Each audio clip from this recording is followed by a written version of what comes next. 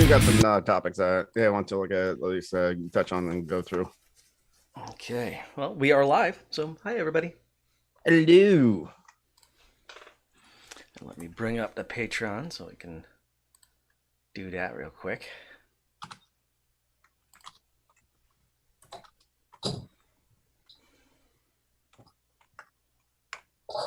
Hello, everybody. Yes, hello, lads, lasses, and NB badasses. How's everybody doing? Doing just fine. I'm doing all right, actually. It's been having discourse in like certain things, though. But yeah, doing fine. All right, so let's go ahead and thank our patrons.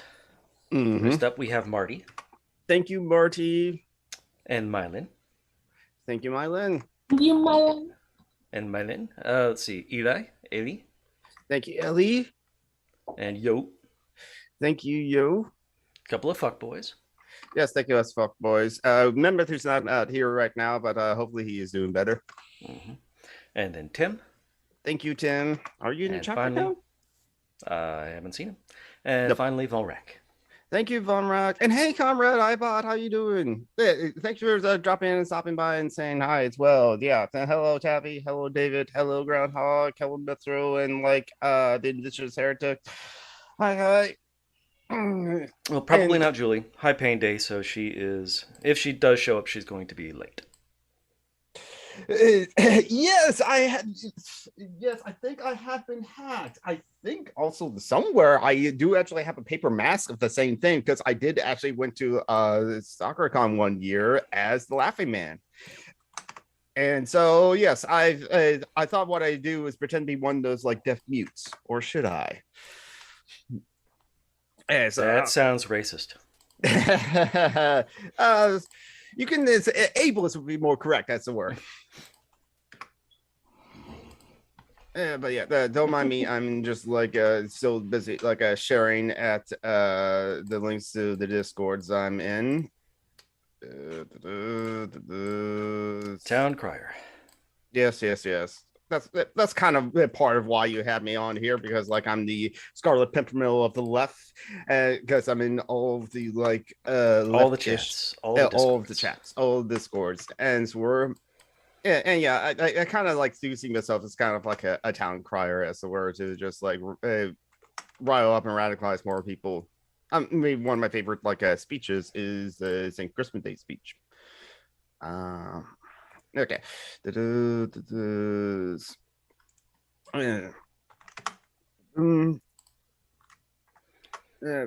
So is it? Yeah. So how's we already asked this question, but it was less live chat as well. How is everyone doing?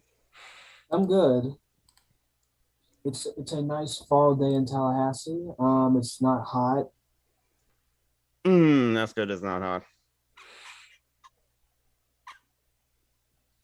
I'm thinking about moving to Cocoa Beach or Titusville, so I can be next to Kennedy Space Center. Because I got to talk to an astronaut yesterday, and I think NASA can always use like video people. I see.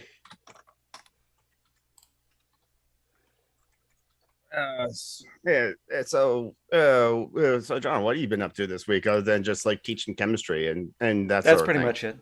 Yeah. Haven't really done much. It's been a slow, quiet, boring week for me. For me, it's kind of like they said like on Friday, as I tweeted out, yay, it's payday. Good, because now I can make payments on both my credit cards, which both are over their limits. I'm never going to have not have credit card debt. I just like determined debt as worse. So long as there's still capitalism there, basically my retirement plan is just like full communism as were. To which it's kind of interesting that like I have yet to respond to this person on the last comment, but like so someone did ask me on Twitter, it's like, okay, so if you were to like play the Squid Game, would you be able to do the Squid Game if all your friends will be like set for life, like the friends I like keep up with, all the friends that like I need to bake online in order to live and something like that? To which I think what I then said is just like, wait a minute. So Squid Game is kind of like just a subtle form of like, or a more extreme form of capitalism, as it were, and then go on about like the extraction. Rich guy killing poor people. Yes. But that, wait a minute, that already exists. That's the deadliest game, or the deadliest hunt, as it were. That story has been told many, many times before. Mm-hmm. But it's kind of like, I kind of like, so I said in response, which is something I had thought about before. I would set the world on fire if I can be able to dismantle capitalism, the hierarchy, and the state. That way, not just my friends. So what you're saying is you are a violent terrorist. Yes, the U.S. government would definitely say so. Yes, exactly. Hey, you hear this there first, FBI. It's what I go. Besides, like capitalism forces us to work, blah blah blah blah blah. To which the person says, in any society, there are jobs that need to be done no matter what.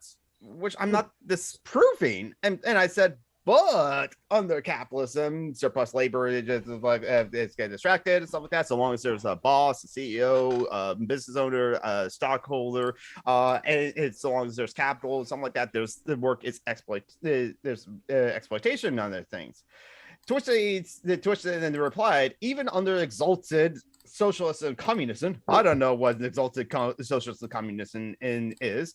Medics, farmers, parents, firefighters, doctors, undertakers, grave diggers. Wouldn't you say, hey, I get to won't be hey, wouldn't get to like say I won't be in work? Oh, like I said, there's always be jobs to be done and get done on days off. It's okay. Capitalism isn't doing really good right now. More people are quitting their jobs than ever. It's actually that's something that like I've been noticing as well, is just like the supply chain. Well, yeah, a lot of people are like quitting the jobs. A lot of people are finally said, fuck this, I'm out.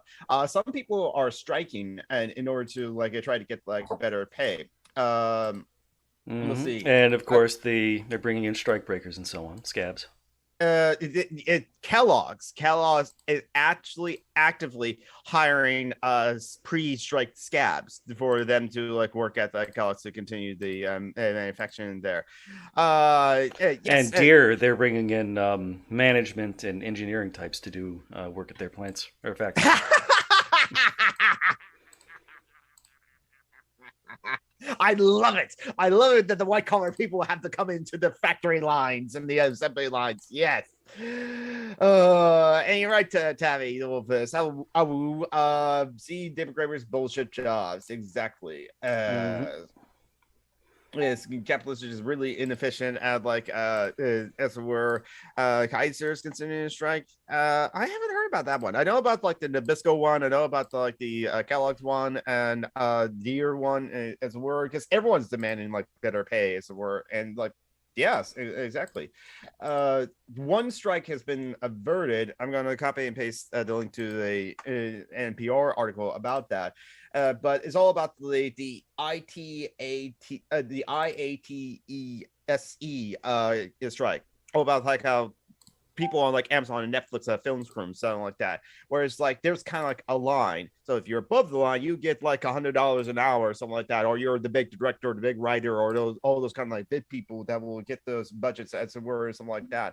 But when you're under the line, the grips, the catering services, the boom mic operators, all those people as it were, it's just like, oh no. Well, see, because Dwayne Johnson, The Rock, has to like has only so much time to be able to film this movie. We're going to have to like work with his schedule or something like that. So most of the crew is going to have to work through lunch, and it's just like, yeah. So it's on average on film sets, it's where it's like 12 hours, 15-hour days, or 16-hour days, as it were, or what's like. There's the video I also saw here too. Yes, okay. I'm gonna copy and paste this video into the live chat as well. From like a more perfect unions in that video. They were also talking about like, I don't know what exactly they said, but it sounds similar to what is known in retail as a cloper, whereas like in retail like Starbucks and stuff like that, you close on one night, so you and then open the next morning. Yeah. Yes, exactly. Which is illegal in a lot of places. You're not allowed to schedule you that way, but they do anyway. it's well, the interesting thing is that, like, for me, when I worked at a gas station, they did work around my schedule. They gave me Sundays off, not so I can go to church and like pray, even though I was actually Catholic at the time. We talked about my the conversion from Catholicism, but because I was playing poker. But because we were short staffed at the gas station of only 4 people, we had someone who worked the day shift, had someone who worked the swing shift, and had someone who worked the graveyards. But of course, they can't work 7 days a week, even though I have done that before. So I worked 2 graveyards, and I worked 2 swing shifts, and I worked 1 day shift. It was like the Monday, Tuesday swing shifts, Wednesday and Thursday graveyard shifts, get Friday off, then Saturday morning shift, and then Sunday off.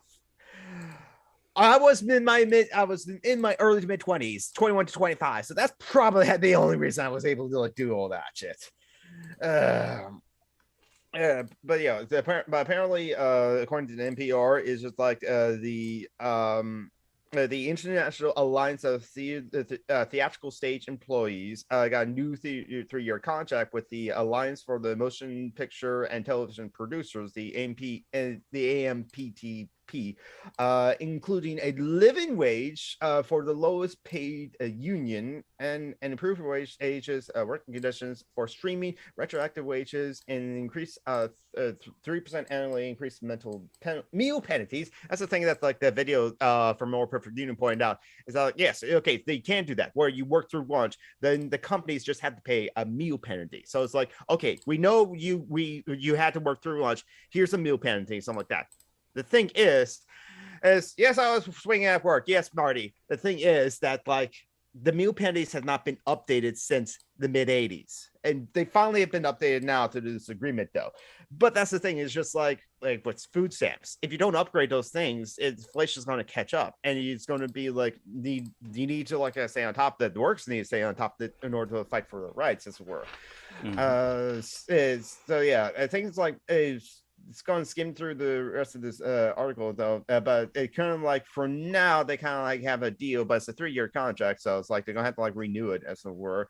Daily rest periods of 10 hours. That's good, because sometimes they'll also like try to work around like, no, we're going to have 16-hour shifts, but they'll have it so that like, okay, you can't work for more than 12 hours. It's actually a law in place. It's like actually wants to state. The company just gets a fine for it, like I have when I actually work more than 12 hours sometimes, or just like have like a 3-second lunch because I want to earn my money. I not get paid for my lunch, so. But like sometimes the companies, in order to avoid those fines, would just like, okay, you're working 6 a.m. to 6 p.m. and then you're going to come back at 2 a.m. to do another 4-hour shift. Or another 6-hour shift. And so they continue like the 60-hour work days to just like give you a tiny break. So you only have between 6 p.m. and 2 a.m. in order to like drive home, rest, eat, wake up, and drive to set. Yes. Another thing I remember hearing from like mentioned on like not this week but the week before's worst year ever is that like new media. Oh, well, no, we don't have like the hello Wesley, good dog, good boy, best boy ever. We don't have like a means in order to pay you those competitive wages in order to do all those sort of things, because we're new media, we're up and coming, we're struggling. Once we're settled, once we're like established or something like that, then we'll like rework the contracts in order to pay you what you deserve, something like that. Some of those companies are still consider themselves new media, even though they have like $100 million like projects, as it were. And back to also like the finances were a big enough company, like some of these like projects are these for Amazon or Netflix are like $400 million projects, as it were.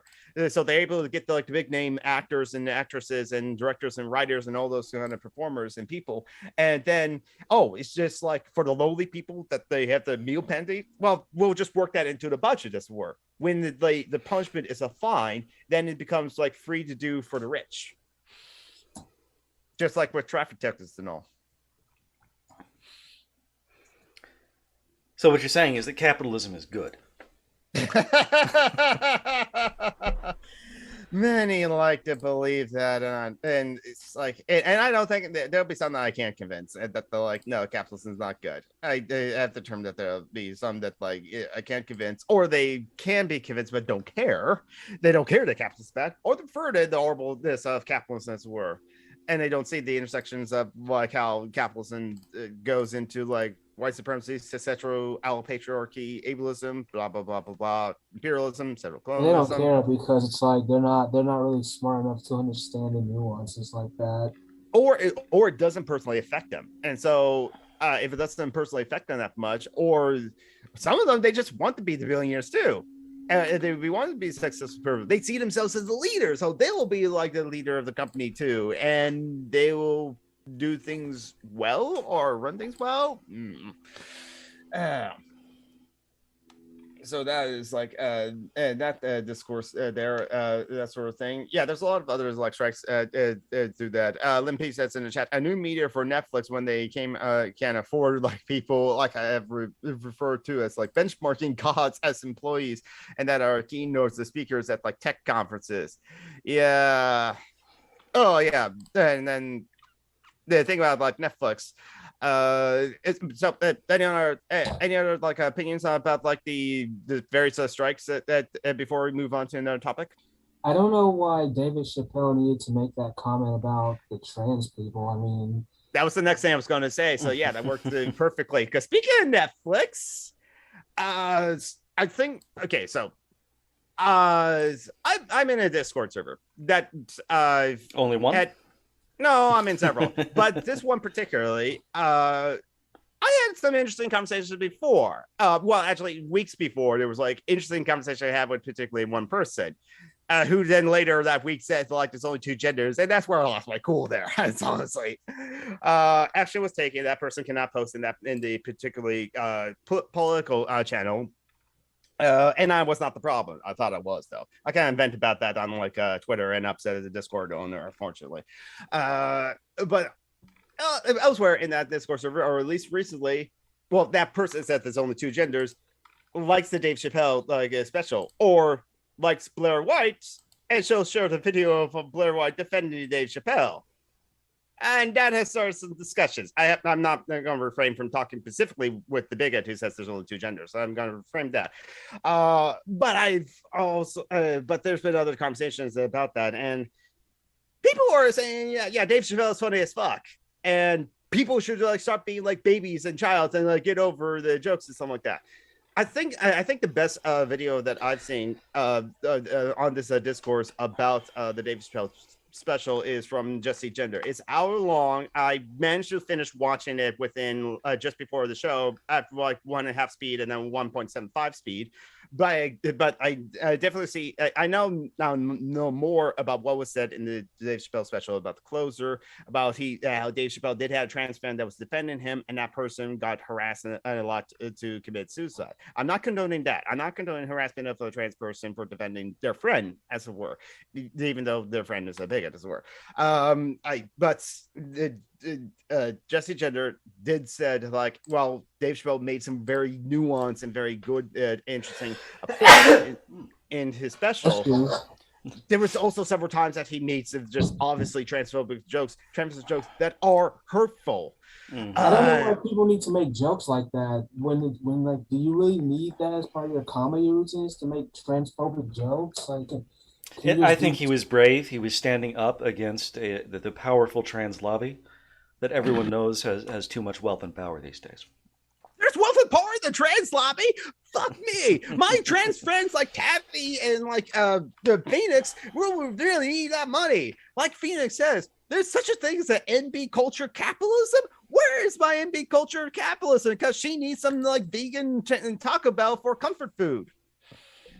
Yeah, it's just like there is nuances I have about the discussion, but like I think an obvious example of just like, no, I'm just going to make mean, hateful jokes about someone that we should all forget the name of, Ricky Gervais, and just like, oh, I'm going to be like canceled. Well, I am a Jesus Messiah, as it were, and that's a good point. Yes, so let's not forget about the Jews. Yes, and Big Pharma. Yes, exactly. All of those like people, as it were. Mm-hmm. uh, so yeah. So Yes, Tavi, you have wealth and power. You are secretly in charge of the government. You are the deep state. is even though she's an anarchist. Yeah, so I know I'm still waiting for my source checks. I think I have to go to the like super Antifa super soldier training meetings and to like pick up the checks there, as it were. I signed up for autopay, but it's just not getting deposited in my account. I don't get it. That's been my mistake because I just want to like just like divorce myself from capitalism altogether. I don't have a bank account. I must be off grid. I can't be in the system whatsoever. Me with 2 credit cards that are just were over the limits. Can I ask you guys a question? Sure. Should I move to a town in Florida that is either 10%, that has a 10% black population, or a 0.93% black population? Ooh. I'm not black. Remember, 10% versus 0.93%. As in less than 1%. Yeah. Yeah. Would you how to your experiences, if you have like experiences to draw upon and to compare to, do you feel more comfortable with more black people in the area or less black people in the area? Well, I haven't really been treated well by black people, my own people, by the way. Mhm. So I would probably say mix, Mm. like half and half. Do you think you do well in the majority white people area? Well, I guess, well, maybe because I don't have any of the black stereotypes that white people assume about black folks. Some might still. This is Florida, also. Some might still assume that Right. those stereotypes about you. They'll be disappointed to hear that you're not good at sports or something like that. And some will be like, "What you're into, like nerd stuff." Just be ready to have a lot of people say, "Oh my God, I'm blacker than you." A lot. Oh, for either one actually, whatever you like, it's like you're in the area with 10% black people or the area with less than 1% black people. Yeah. And I'm not gonna like jump into that Discord. I'm white. I should not be in that Discord. This is where. So this is a hard question for me to like answer for you, Isaiah. In that kind of thing, because I don't know, honestly. And this is and these are both places which are in Florida too. And also have Republican. And that is a thing. You might find that. So even if there are black people in those, even the black people you do meet in those areas and something like that, you might still like run across the conservative black people because those do exist. Mm-hmm. That's fine. Yeah, I don't know how to answer that. If to help you make that decision and help assist you with that kind of decision. For me, it'd be like other factors as to where like what's important to you and something like that. Like Well, also like in that area, that's where Kennedy Space Center is. see that okay, so like since that would be like a reason to go to that location. The location is near to the Kennedy Space Center. It's just go fit, just like that'll be advantageous to you and something like that. And the wolf is connecting to audio. How Yes, unfortunately, your check's in another castle, Tavi. Fortunately, the problem is your check is in another castle. As Dave, as you were saying, Isaiah. Someone who told me that Brevard Beach is awesome. I kind of like creeped on his Instagram page, and he's kind of an asshole. He's like, "Make America shit again, vote Democrat." I don't get back, So it's I guess I don't know. The chances are you're gonna meet a lot of those people in Florida, though. Depends on where you're in Florida, because again, cities generally more blue. Other non-cities, because everywhere else, like you said, John Brockman, suburbans, rural places, anywhere else that's not urban places, generally they're gonna be like red in this country. As we're. Tallahassee is a pretty blue city. the capital. It's pretty blue here.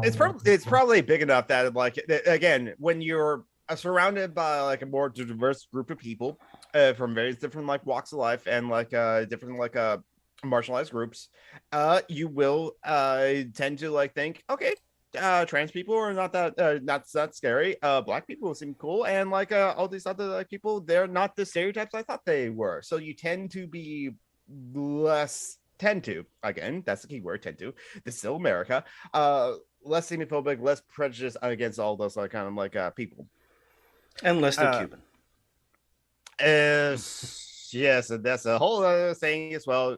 Especially if you're white passing, especially if you're white passing and rich, and when you're from the island Cuba, you tend to go Republican. Marco Rubio, Ted Cruz was not born in Cuba; he was born in Canada, but his parents are Cuban, or at least one of his parents is Cuban. I think his father's Cuban as well. He did have Rafael as his birth name as well, and then went to Ted. Oh God, Ted Cruz. Spanish people are white theoretically. There are a lot of white people, a lot of white Mexicans, a lot of like Brazilians. Again, like a long time ago, it's like on Twitter, someone said looking for more people of color to follow as content creators on YouTube or stuff like that. And one person mentioned this one person to there, and she's Brazilian, as it were. To which the person said, "I may be Brazilian, as that is my nationality, but my heritage, my parents came from Europe, so I'm not a person of color."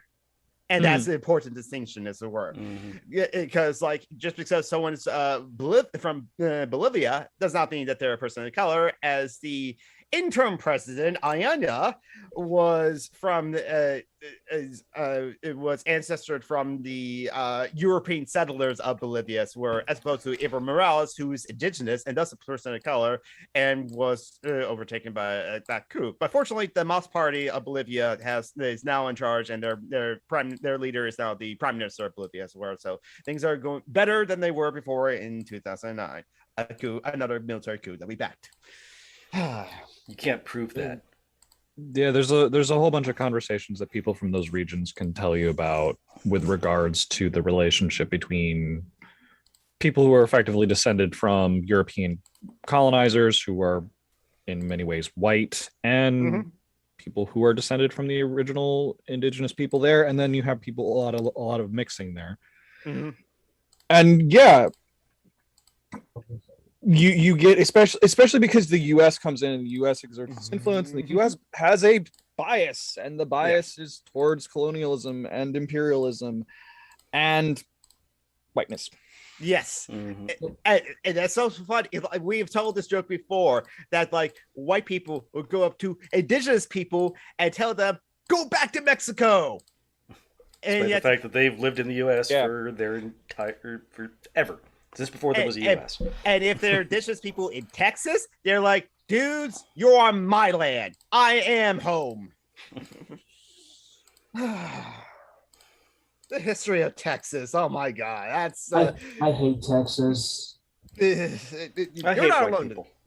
Well, yeah, that I'm not. You're not alone in that one, John Brockman, and yeah, you're not alone on that one. I say like Texas. It's like even people from Texas can't like say, no, you have reasons to like not like Texas, as it were. The culture of it is. But again, the cities are cool, as it were, because I have some friends that are actually live in Houston. There's actually a big theater scene in Houston, as it were. But again, major cities. That's where you get like more okay people there.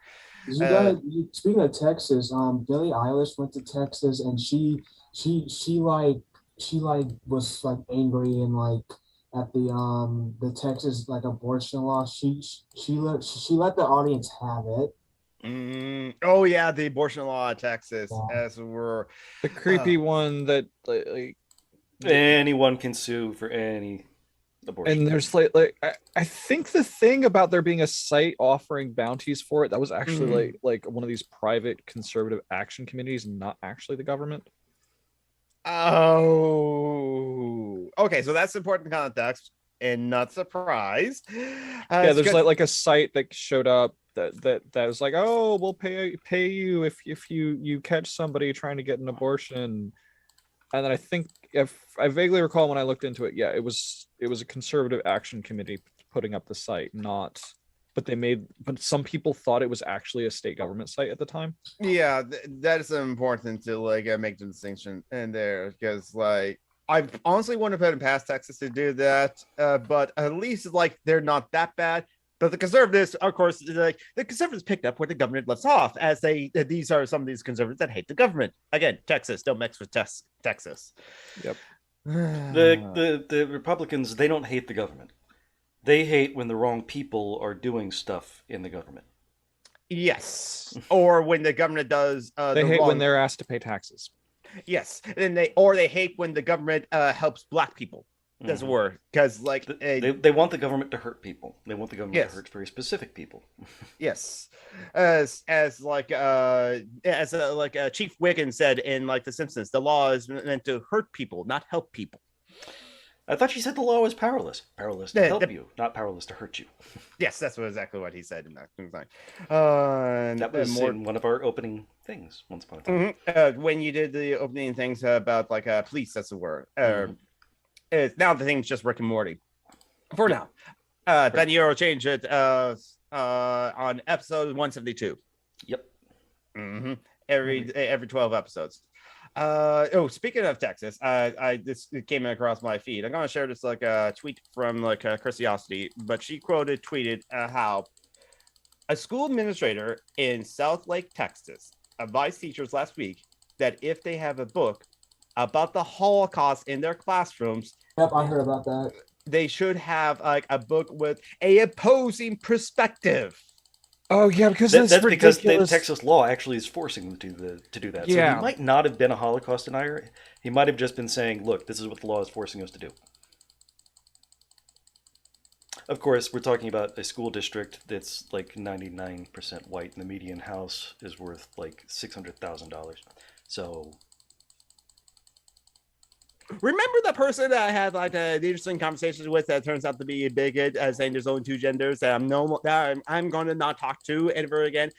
Yeah, I've heard this rant a few times. This is the person that's like, I used to be super left, but I see things from but now I see things from all sides. Okay. Centrists. And also, I now know what she means by super left. She thinks that Vox is far left.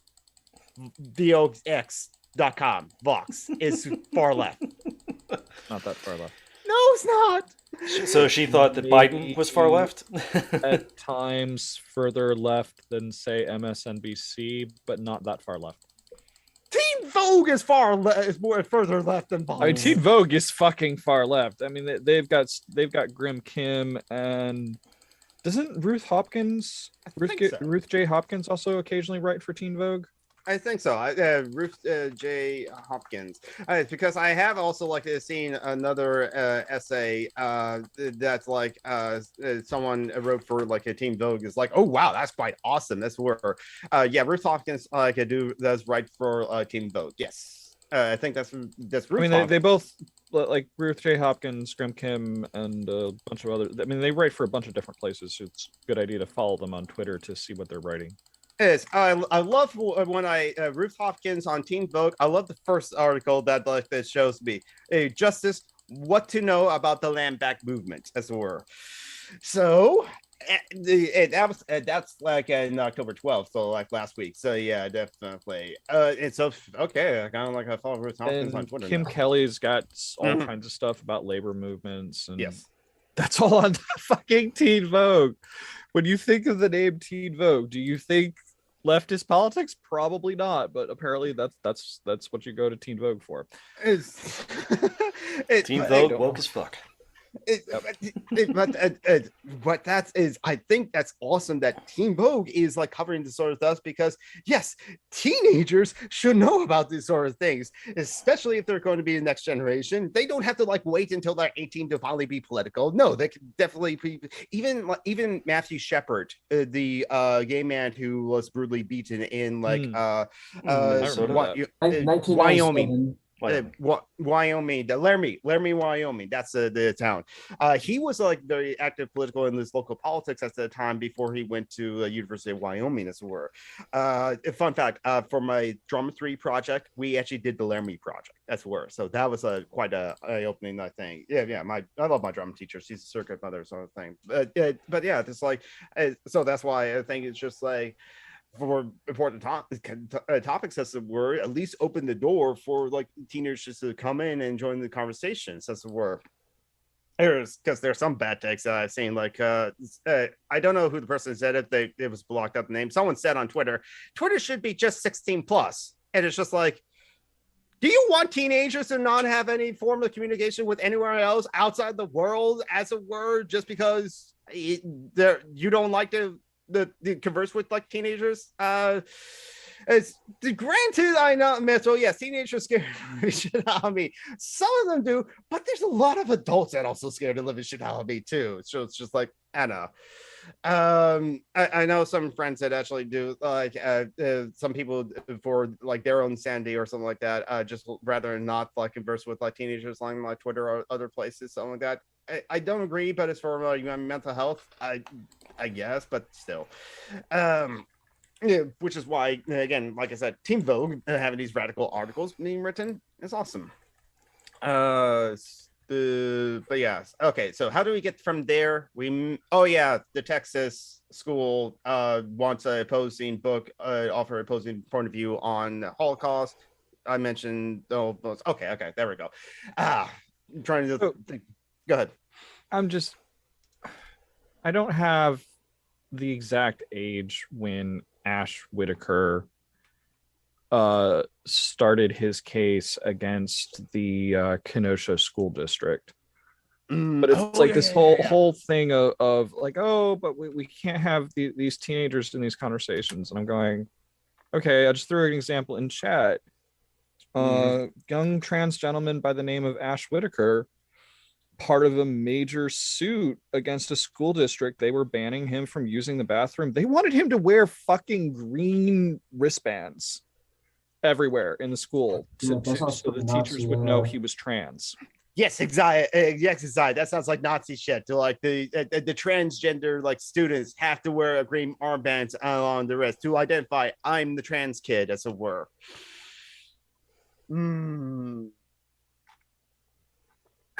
This also, yeah. Oh yeah, if you go to the, I'll just put the image in chat. He actually shared one of these because they actually gave him the actual fucking thing. This was like back when Jonathan, you remember when we were doing a fundraiser for the Trans Law Center? Almost last year. Yeah, around this. I just don't have the energy to help organize anything this year. That was one of the cases we were highlighting that. There, I just put the picture in chat. It's off of one of the other, like if you go to the first link, that goes to another link with even more data about the case. Yeah. They gave him a green armband. They're like, oh yeah, you should wear this so the teachers know that you're trans. And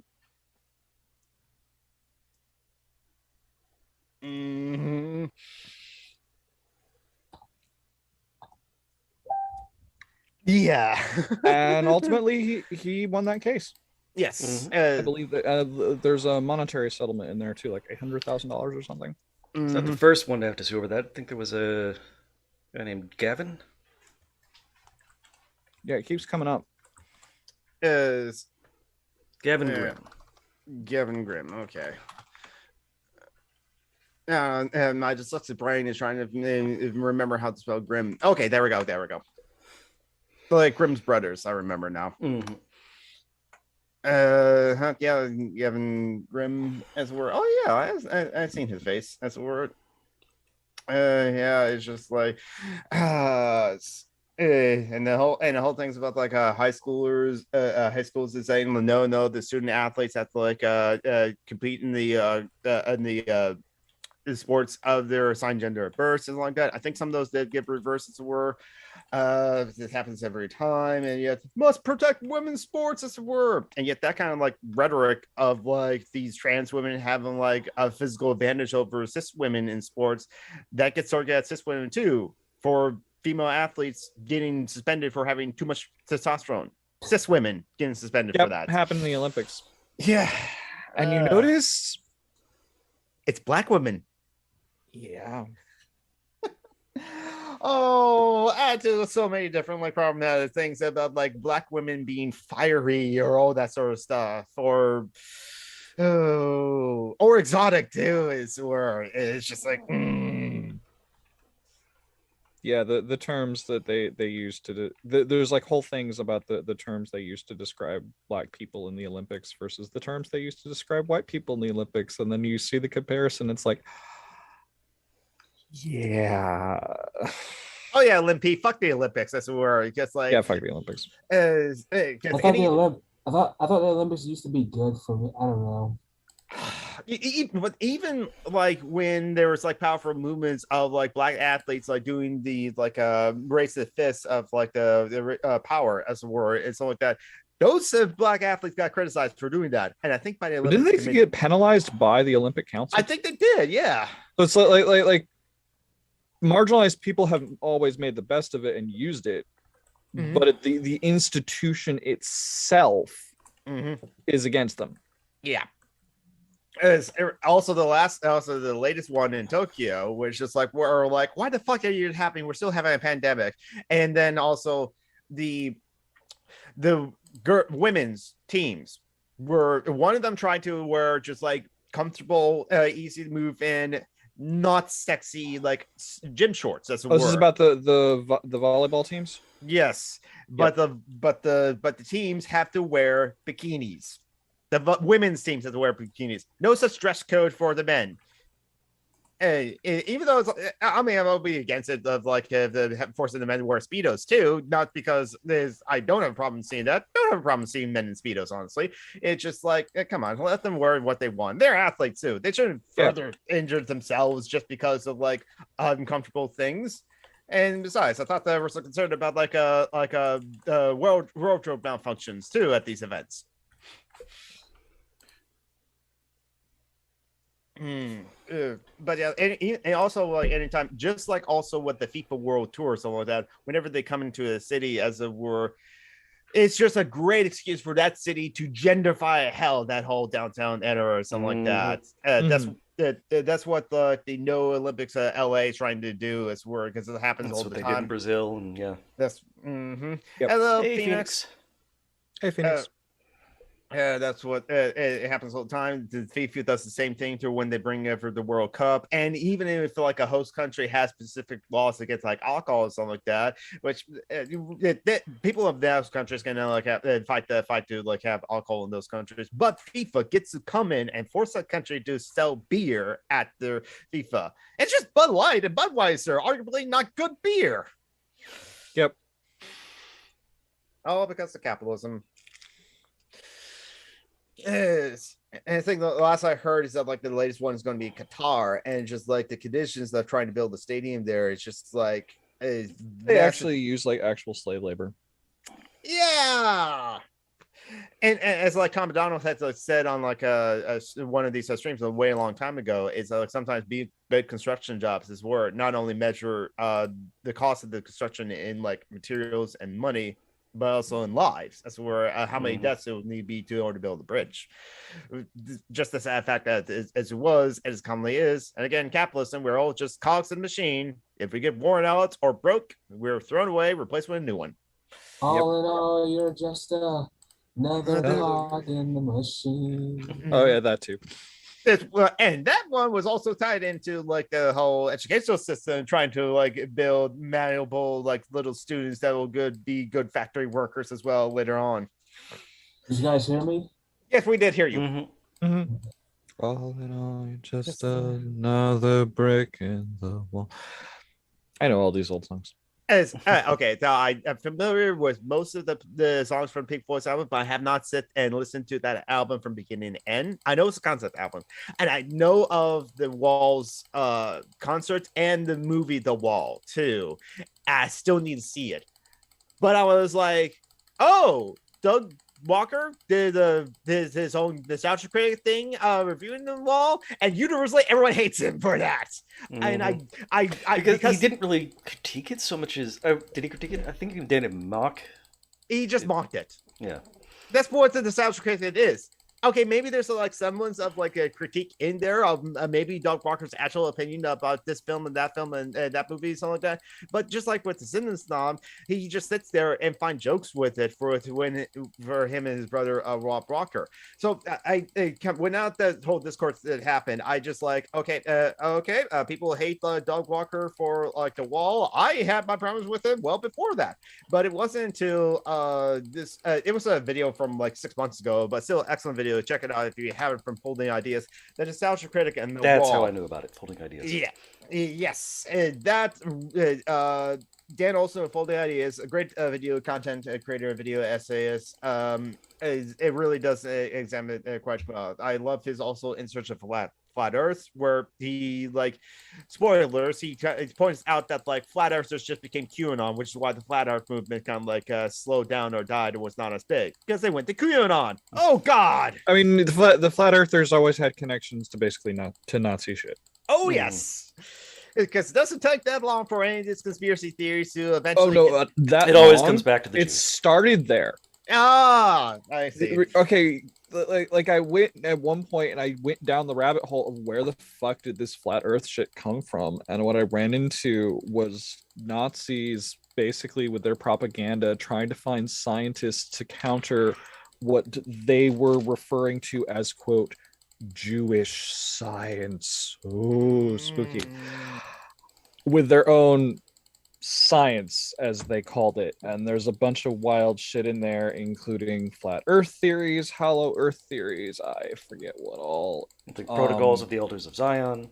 Yeah, that but yeah, basically like there was a whole thing in the Nazi propaganda machine where they were trying to find these scientists, heavy air quotes there, to be a counter science to what they were dubbing Jewish science, to be part of their propaganda machine. And flat earth was one of those things. Yep. I mean, whatchamacallit, it's kind of ridiculous. Indiana Jones was right. The Nazis were really big into weird pseudoscience-y shit. They would have been looking for the Holy Grail and things like that. That part was not made up. That they were obsessed with the occult. Yeah, that came up in like the book Big Business and Fascism. They use mysticism in order to like try to like get more people to the side. The real society too. Phoenix has said Dogwalkers is scumbag for sure. He does like make some good points even in his newer videos. When reviewed the Barney the Dinosaur movie from 1998, he proposed a decent theory as to why the show was hated so much more than just than any other PBS shows. Interesting. I'm sure that Doug Walker has some like good points. It's just like also it is the website channel. Also, it's just their terrible website with like terrible management. Is where I used to be fans of like that kind of glasses and like Channel Awesome. I actually mentioned this on my stream yesterday. It's where part of the reason I wanted to be on YouTube as was first to make videos. I would made videos about anime, but it would have been like a similar thing of just like, this is a terrible anime, I want to dunk on it, not cross 7 or anything like that. Or be generally like, okay, I actually like this anime. Here's the things and why. I mean, I have some movie reviews on my YouTube channel still. That was kind of more in that kind of like thing as well. But then it's just like I grew out of like Channel Awesome, and then I found out how terrible they were after the fact. So, I never watched anything by Channel Awesome ever. I'm proud to say. It's something, but some of the video essays that worked on them, like they still do some good videos. Like made some videos about the Powerpuff Girls. I liked. I need to watch more of the original Powerpuff Girls because the creator of that one went on to like consult for like My Little Pony Friendship's Magic too, and I still love that show as it were. Even though so like speaking of Nazis, a lot of them loved My Little Pony too. It's, Oh, I could go off about that. why Feel not? free. Because yes. No. I mean, haven't I done this rant on this show before? I don't think no, so. no, not on this show, Tavi. We have done this rant before in like either one of your Twitch streams or just in your Discord server. As I think mostly just okay. The question of why the fuck did so many bronies end up white supremacists? Well, yeah, because like as we have said before, if you were a fan of My Little Pony Friendship Magic when it started in 2010, and you're still a fan now, you're especially if you're one of the bronies, as it were, you're either one of two things: you are now trans, hello, or a Nazi. And for a while, I did not understand why until you pointed Or if you're blue or out. white, both. Or incel. You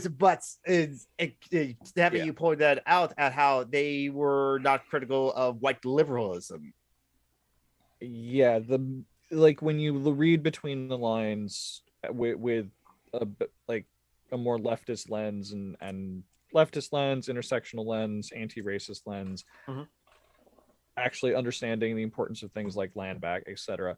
You start to see that the message in My Little Pony, well, it's like, oh hey, they're ponies and they're friends, and it actively does not challenge whiteness. Particularly, you have the most egregious things would be like the first most egregious example would be an episode called The Last Roundup. I think so. No, that was a later thing. That was a second season thing. I forget it. Okay, so it's an episode where they're like they start out on a train and they've got this apple tree and they're bringing it to the settler ponies. That's what they're called. Oh yes, They are actually called the settler ponies. Caponianism? What? Yes, settler ponyism, settler colonialism ponies. Yes. The settler ponies are settling out in some place that looks an awful lot like the Old West, with all, that architecture styled, and there's, tumbleweeds and the cacti, and there, the great big red rock canyons and the whole 9 yards, and the outfits. The little colonial outfits with the bonnets and the Stetson hats and the whole thing. And a bunch of these people, or at least like the sheriff in town, Brayburn, is cousins with one of the main characters, Applejack, and on and on. So basically what's going on is they're trying to build like plant all these apple orchards, but the buffalo, whose land it was to fucking begin with, keep wanting to run through the area where they're trying to plant the apple trees, and there goes the apple trees. And again, so did they make the buffalo red? They were brown, but they also had like one deer as well. And so it's like deers and buffaloes were the. No, she was a baby buffalo. She was a baby buffalo. Okay, yeah, okay. Strongheart was a baby buffalo. So there you go. Yeah, so My Little Pony, whiteness is magic. Yeah, pretty much. So the way that episode went was, yes, the buffalo were done up as caricatures of like Midwest, or not Midwest, more like Southwest indigenous tribes, now like maybe Navajo, maybe Hopi, yeah, like somewhere around there. You know how like they do the whole thing where they don't make it a specific thing and they just kind of blend in the idea that they bring in all the stereotypes. Native Americans are the same kind of crap. Yes. That they were that kind of caricature. They did the whole, well, the buffalo spoken like halting, stopping English thing. Yeah, they did that whole thing, and the moral of the episode was summed up with Pinkie Pie singing what is more or less universally agreed to be the most hated song in the series. You gotta share, you gotta care. So she goes and she tells the buffalo and the settlers that they have to share the land, which was the buffalo's land. And Joey, Indigenous Heretics, if you want to jump in, you can, like, you have the link. So yeah, definitely. If you have opinions on this, if you have seen this episode as we're, so yeah, that's like, yeah, it wasn't until you pointed out to me, Tavi, like a couple months ago, so like, oh yeah, I forgot about that.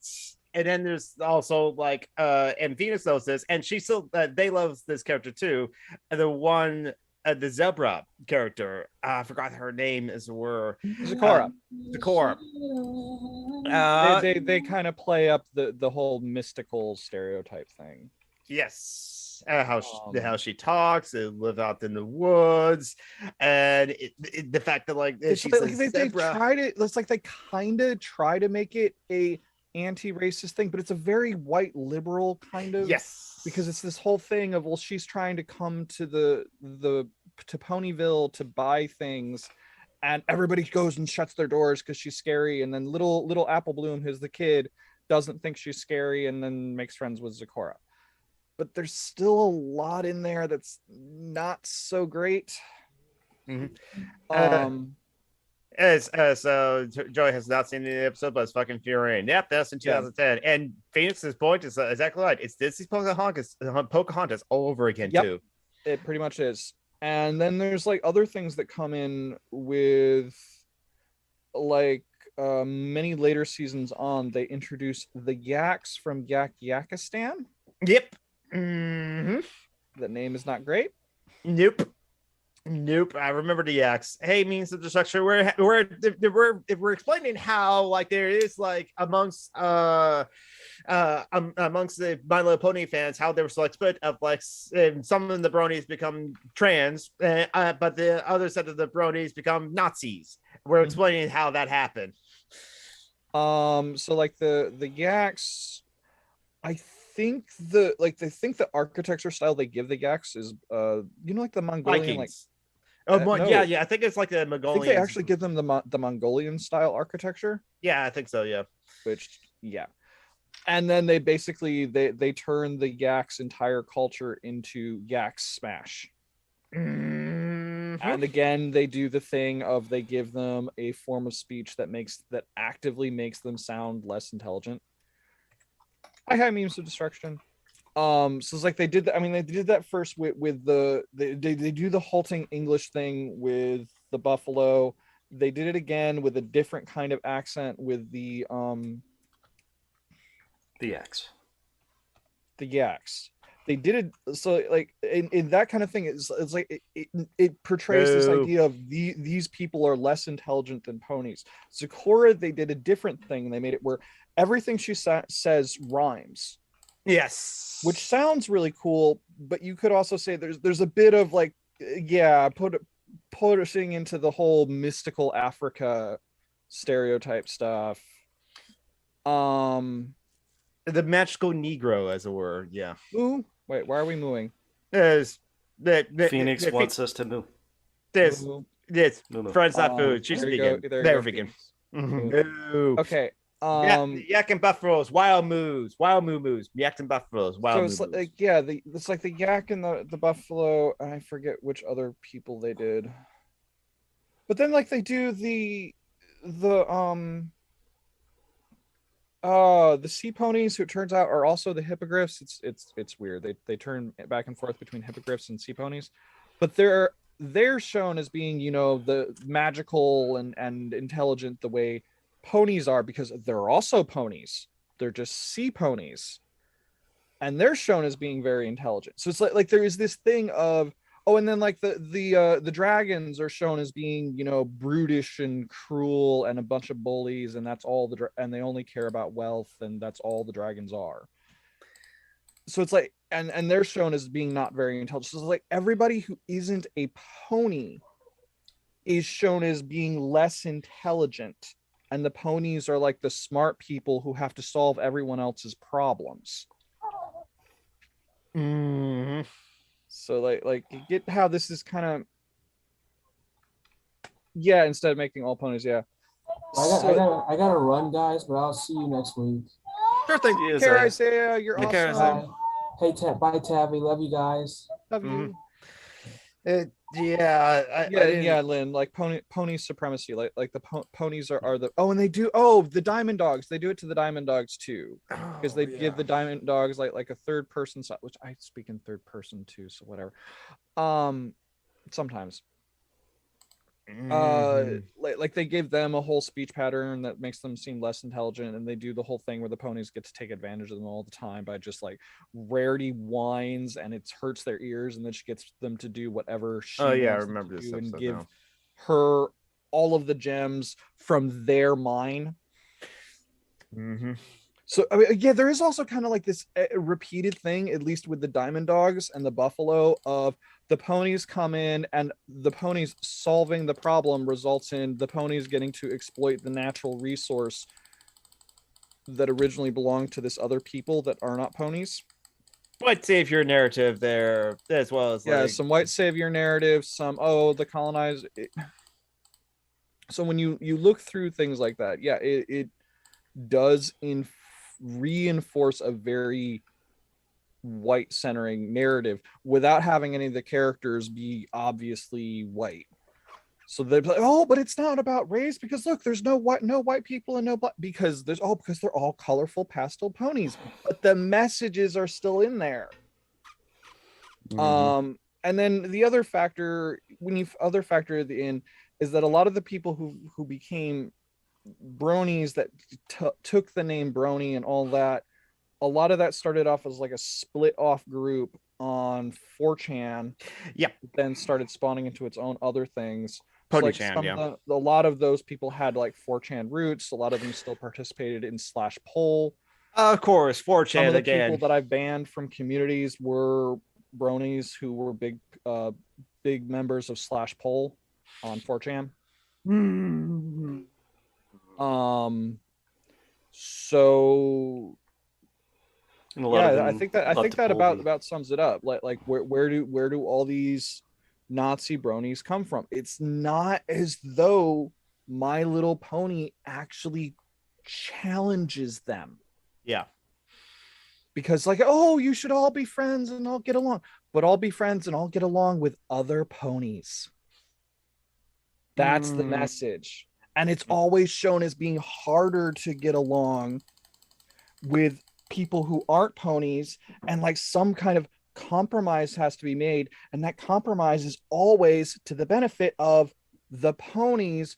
While if you look between the lines with like the buffalo losing some of their land to the settler ponies, I'm not kidding, they are called settler ponies in the show.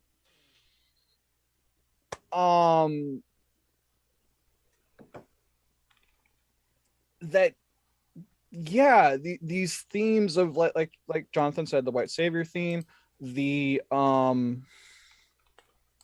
white savior theme, themes of exploitation, themes of one group of people being seen as inherently more intelligent than another group. I mean, and you go look at all the quote scientific racism crap. Mhm. That's what it is. And this stuff is Mhm. like there isn't there's a difference here between overt racism, like the people who actually push scientific racism, and covert coded racism, which is what you see in very white dominated places, where the people who are pushing the coded racism don't even realize that's what they're doing because they're raised to it. And part of how they're raised to it is cartoons.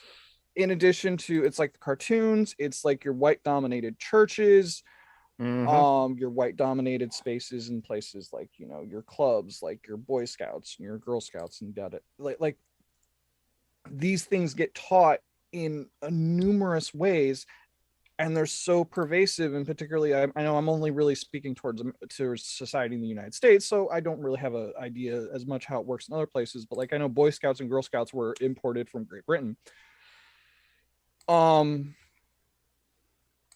That yeah, it oh, not there's no debating. There is no debating race realists. There's nothing to debate. They're fucking racist pieces of shit. No, but Phoenix West like said, no, you got to debate these like race realists in order to No. This was from a young white cis like leftist that said that. Okay. This is a message for all young white leftists. We don't fucking debate racists. We learn to look and re-examine ourselves and see how fucking racist we still are and do something about that. You don't fucking debate racists because there's nothing to debate, because they're just fucking assholes who want to exploit other people. There's nothing to debate there because it's intrinsically wrong. There is no debate with something that just... Yeah, there are things in this universe that are just intrinsically wrong. Racism is one of them. Work on yourselves, damn it. Yeah. I'm allowed to be a little bit angry about this. Yes, you are allowed to be a little bit angry about that. Yeah, it's just like, and yeah, like you said before, previous time, white people, if you feel uncomfortable about all these discussions, that's on you, and you gotta work with yourself and like not just reject that uncomfortable feelings or fight against that or be defensive against this. Oh, I know that guy you're talking about, Phoenix, and fuck that guy.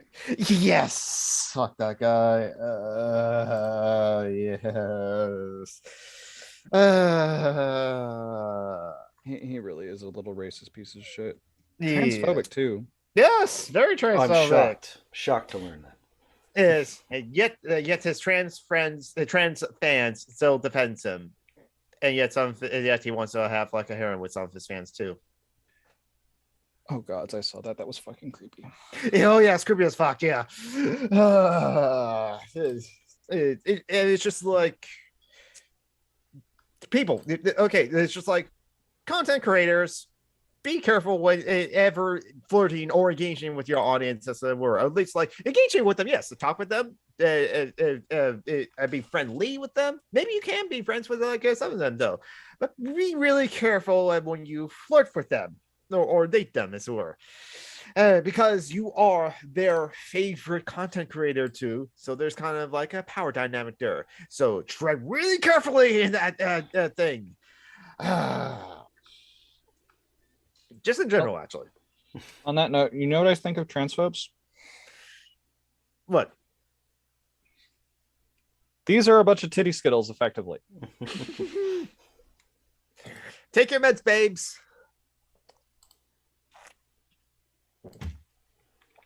That's what I think of transphobes.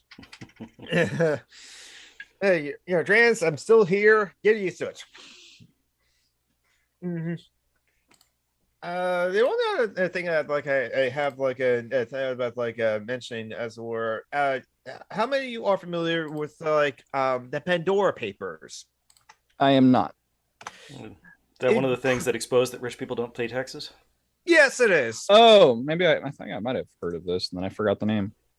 And it's kind of like, so I think it was like someone like hacked into it and leaked this out, or it got leaked out by like a hacktivist, as it were. But it doesn't really like change or the thoughts on it. We just now have proof that like some very rich people just like get away with like a lot of shit, as were, or including politicians. But yet some of these things is not really just like in not against the law. Some of it's against the law, but it's like kind of like tax havens and all this sort of stuff, all the things we already knew. But some of it was also just like politicians just like moving things around, or owning a bunch of like estates, as it were. Or what it did point out though is like who's kind of like on the list and some of the big names to like jump out, as it were. Or and it was also a lot of the Pandora papers were specifically like 2.95 terabytes of like things from with their locations like Panama, Brazil, Singapore, and other far-flung things like the Bahamas. But the same thing as we always knew, rich people and politicians and kings get to like own so much of like property, not to have to pay taxes on it, and not that, and some of it's against the law, some of it's already above the law. So it's just like, yeah. The Pandora Papers, Dan Brown's latest conspiracy theory novel. I haven't read any of the Dan Brown's like stuff. I haven't seen the movies. So what we're doing is we're taking evidence of the horrors of capitalism, and we're using that to do a capitalism. Pretty much. Am I being unfair to Dan Brown? No. I don't know what his politics are, so maybe he is the capitalist too. So it's just like, yeah. He's a mediocre writer, not phenomenal. So I feel like he's not a guy who's hurting for money No, No, definitely no. not. after like several movie deals and shit. Mm-hmm. Which would just like Ron Howard and Tom Hanks. So it's just like that's kind of like their pet project, honestly. Now I haven't seen any of them. So yeah, a lot of the presidents, a lot of the royalties from various places. The prime minister of Czech Republic, Tony Blair and Chia Blair like own like £312,000 in property taxes. Or yeah, so it's just like yep, something that we already knew. Rich people get away with like not paying taxes, as we're still currently doing it. Wasn't there like a thing where the IRS at one point admitted that they're more likely to go after and audit poor people because they're more likely to win the case?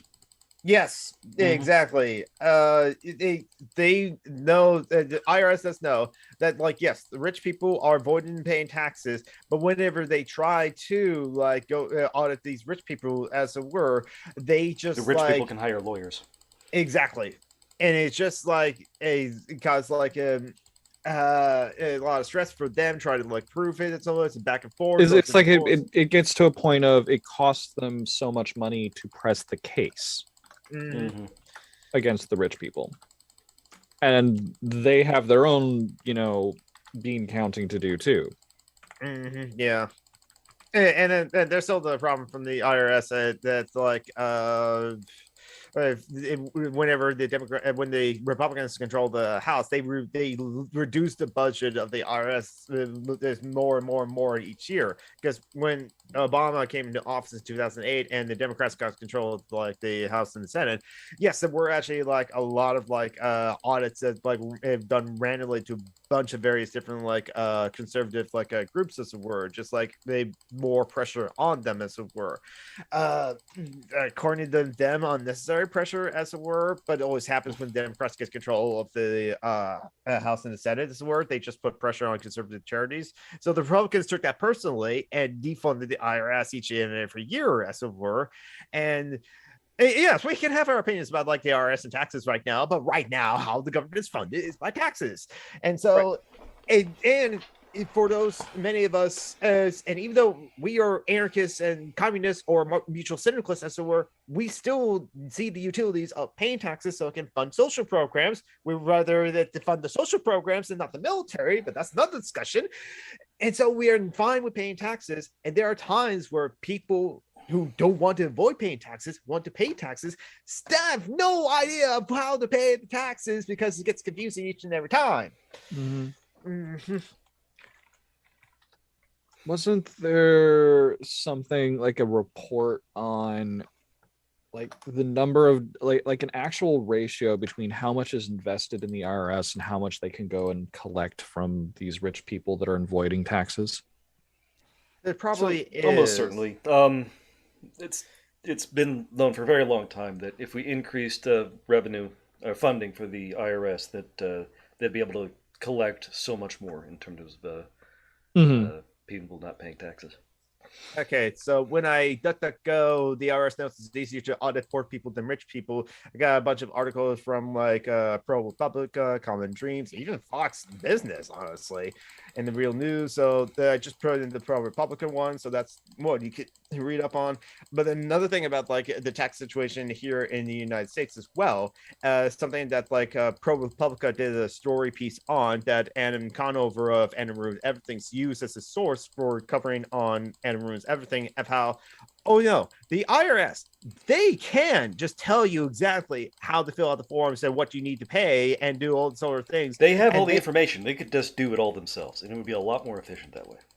But I mean, heck, there's a program that I take part in. I forget what it's called. It's like an IRS program. Damn it, I forgot the name. It's a really useful program too.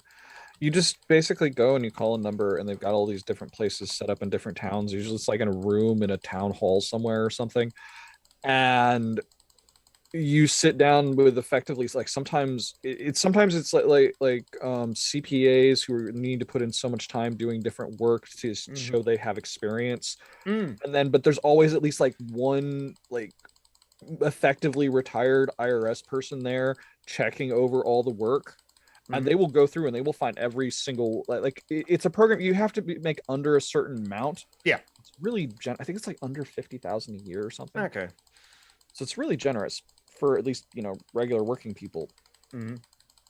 That you go in and they will basically do the same thing like H&R Block or other places do, and they will make sure that they find all the ways that they can write things in so that you pay fewer taxes.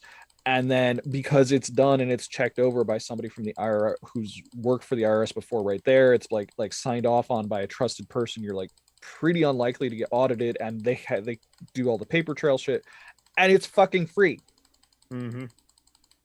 And that's what Kitten and I tend to. But we didn't do it this last year because of COVID, and it was much harder to get in on. Mm-hmm. I forget the name of the program. I will look it up. Because there are some free to file programs as well, but the point is like, the IRS can easily do that if they want to, but the law set up though that VITA, okay, volunteer income tax assistance. And the IRS do have their own page for their own VITA grant program as it were. So yeah. Yeah, I've got the page here. This is the actual irs.gov. For anybody, people who generally make 57,000 or less, persons with disabilities, limited English speaking taxpayers. Oh yeah, they have somebody there, some people there who speak different languages, or you can call and ask for that too. Mm-hmm. Yeah. Because they want to be accessible. They should be honestly accessible to all kinds of people as it were. And we still don't have a English as the official language anyway. So let's just embrace the diversity in our country, in this world, and land back. Yeah. So that is pretty good. So yeah, it's a free hacking program. Kitten and I have participated in it a few times, and it's just really helpful, especially because the people who are there, they're there to help because they're volunteers. That's why it's called volunteer income tax assistance, or VITA. So I mean, a lot of it I think is like it was says on there is primarily was created with elderly people in mind, but with me with the disabilities, and then just the fact that Kitten and I don't make a lot, and well, if we were to go pay H&R Block or somebody to do a good job with it, that can be a pain. And we've had a lot of times where we've just gone through, we've lived in multiple states over a year. Yeah, and that makes the taxes ridiculous. And the volunteer people have sat through and walked us through that whole thing, and they had to ask 3 different people in the room to go bring stuff up because weird stuff comes up when you live in multiple places with different rules. Yeah. It's just it doesn't make that thing easy when each state's have their own rules, because some states have state tax. My state, Washington State, doesn't have state tax; it has sales tax, and problems with that too. But that means I don't have to do any other additional paperwork when I'm filing my taxes, because Washington State doesn't have state tax. There you go. And then Pennsylvania was fun because Pennsylvania has individual towns collecting some special individual tax for schools and fire departments. And it's I lived in one town in Pennsylvania for a while I had job sites. My office was in another town. And then I had I had 2 different security jobs at the time. I was working for a truck distribution company, and I was working for a large security chain at the time. It's 2 completely different jobs. I was working 2 jobs at the time. And yeah, that was a wild mess.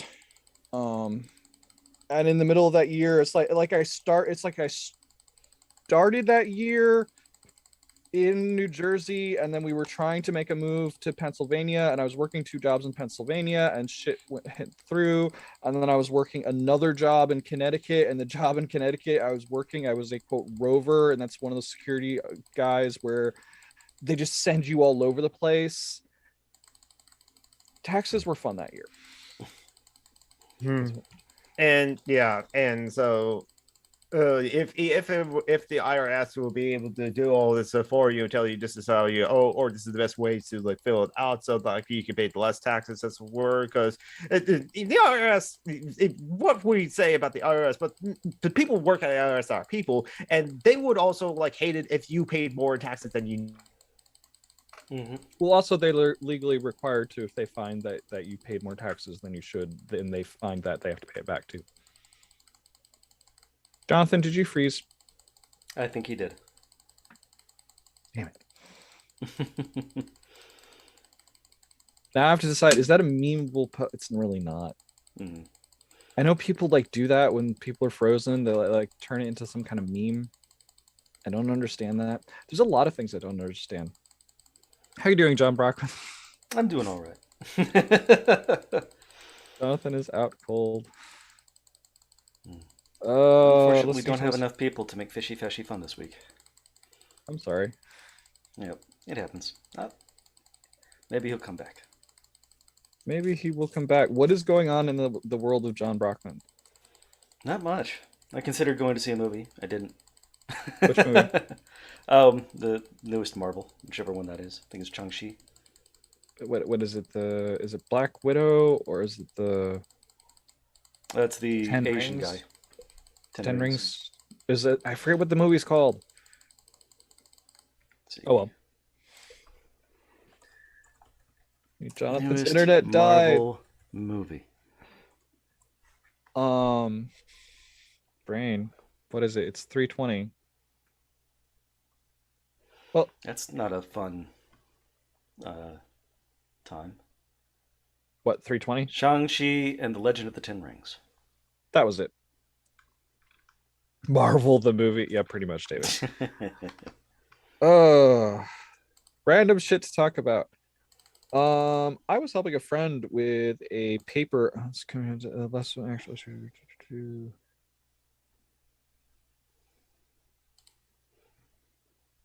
Why did the auto mod hold that? I don't know. No idea. At this point, I'm convinced cancel culture is less of an accident issue and more buzzword. Oh, it absolutely is, and it's just a buzzword for the right. Yeah, pretty much. I don't think it started there. Hey, it's Jonathan. Looks like you had to switch over to your phone. Yes, I lost internet. Yes. So I'm on my phone now. I reset the router, and I don't know if there's better internet that I can get, and because and if I had to get internet just for myself for doing the streaming, doing the SJA, I have to pay for that as well. So it's I'm just gonna get used to the fact that sometimes I'll lose internet, and sometimes it'll happen when I'm streaming, as it were. I kind of thought I was downloading the game, maybe that's on that, but that just lose internet. So. Yep. Where was I? Yeah, I'm going to mute you for that, David. No. And right now, again, it's a way. I think I can be able to be in the call and see that. I haven't seen that avatar in a while. That's cute. I'm allowed to say that, right? Yes. I was asking Jonathan, but okay. Okay, I'm just seeing what David said. When I was a kid, I would have said about all these Marvel/DC movies. Now I just want them to stop. The DC movies definitely need to stop because they're not good. Yeah, there's a few exceptions of Shazam, which is great, and the first Wonder Woman, which is pretty good. And Birds of Prey I've not seen yet. Actually, I heard good things about it, but I can't comment on that one. Yeah, so yeah. I think my point about the taxes thing is that IRS, no, not the IRS, TurboTax and H&R Block can't just do other things as where they have to continue providing tax services. So if they it prevented things from the IRS helping, kind of how the meat companies would ban Beyond Beef from the services as it were, because if everyone switched over to vegan meat, Beyond Meat, or Impossible Meat as it were, then no one would, then the meat companies will no longer exist, and capitalism. Same thing with oil being against any kind of other energy source. or how, like as we said before on previous times, how the oil companies made it so that people had to like drive cars. They prevented like public transportations or gutted public transportations. Like Roads LA just- used to have one of the most comprehensive public transportation networks in the country, and then somebody bought it up and destroyed it. Yep, car companies is where honestly they will do that sort of thing. It's where sometimes it was just like, or like how Walmart was just like, or Amazon, and which is like, just because they have more capital, they're able to like, just come in and be able to like sell shoes better than Payless shoes like Amazon does. Or but they also have they have He froze again. Yeah.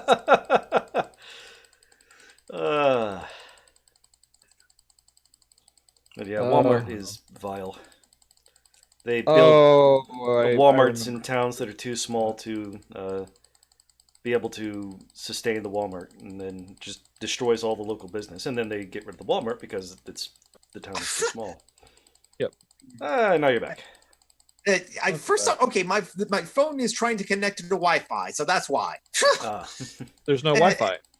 Exactly. I don't know why. It's just like, wait, I can't turn that off. Okay, phone for right now. Don't try to connect to the Wi-Fi. That'd be a good idea. So what? Oh, he froze again. Oh dear. Probably because he's I'm trying only to tell it half not to awake, connect to the but Wi-Fi. I'm always only half awake. There we go. There I'm back again. Okay. So what are you saying about Walmart? Because they was just like coming to any town because they have the bigger capital, as it were. They can just like undercut all the prices of like local mom and pop stores, as it were, and like that's why like in the uprising, them and Target were kind of became target of like looting, as it were. Isn't a lot of the reason why Target became target of looting was, one, they were partnering with the MPD for all this surveillance crap, and two, like the people for the protests came in to buy shit and the manager told them no. So they said, fuck this. Yeah. I think my internet's okay. I'm gonna wait to confirm that my internet's back on my PC. Go ahead. Like Kitten works at Target, and I've told her like a few times, like, yeah, if anything like that happens at work, just come home. Just walk out and come home. Let the people do what they got to do. It's also kind of like how we said. You said this before, as it were, for like not. Probably sure for people who work there, but also people who just happen to be at Target or Safeway or a grocery store, and you see someone like shoplifting and stealing food or baby. No, you didn't. That never you happens. You wouldn't see that happening because it just doesn't happen. So you can't possibly have seen that, Jonathan. In some places I can't see that. You must have imagined it. I must have imagined it, but I'm not imagining in some places that like baby formula and diapers are now behind a glass lock. No, you're not imagining that. I think my or the like people sharing, especially like black people on Twitter sharing things of pointing out where they go and they look at like say the different makeup colors. Guess which shades of makeup have the anti-theft tags on them? The light-skinned did once. John Brockman, I need a pico hammer. You know those hammers that goes...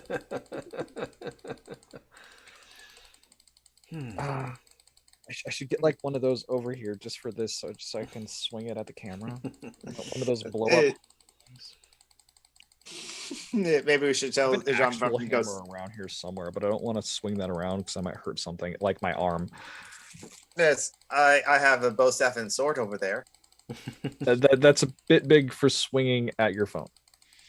Yes, and also yes, it's like showing stuff about how like specifically the shades that complement black skin, the darker are have the tags on them or the hair care. Yeah, so it's like stuff like that, which like, yeah, we see what you're doing.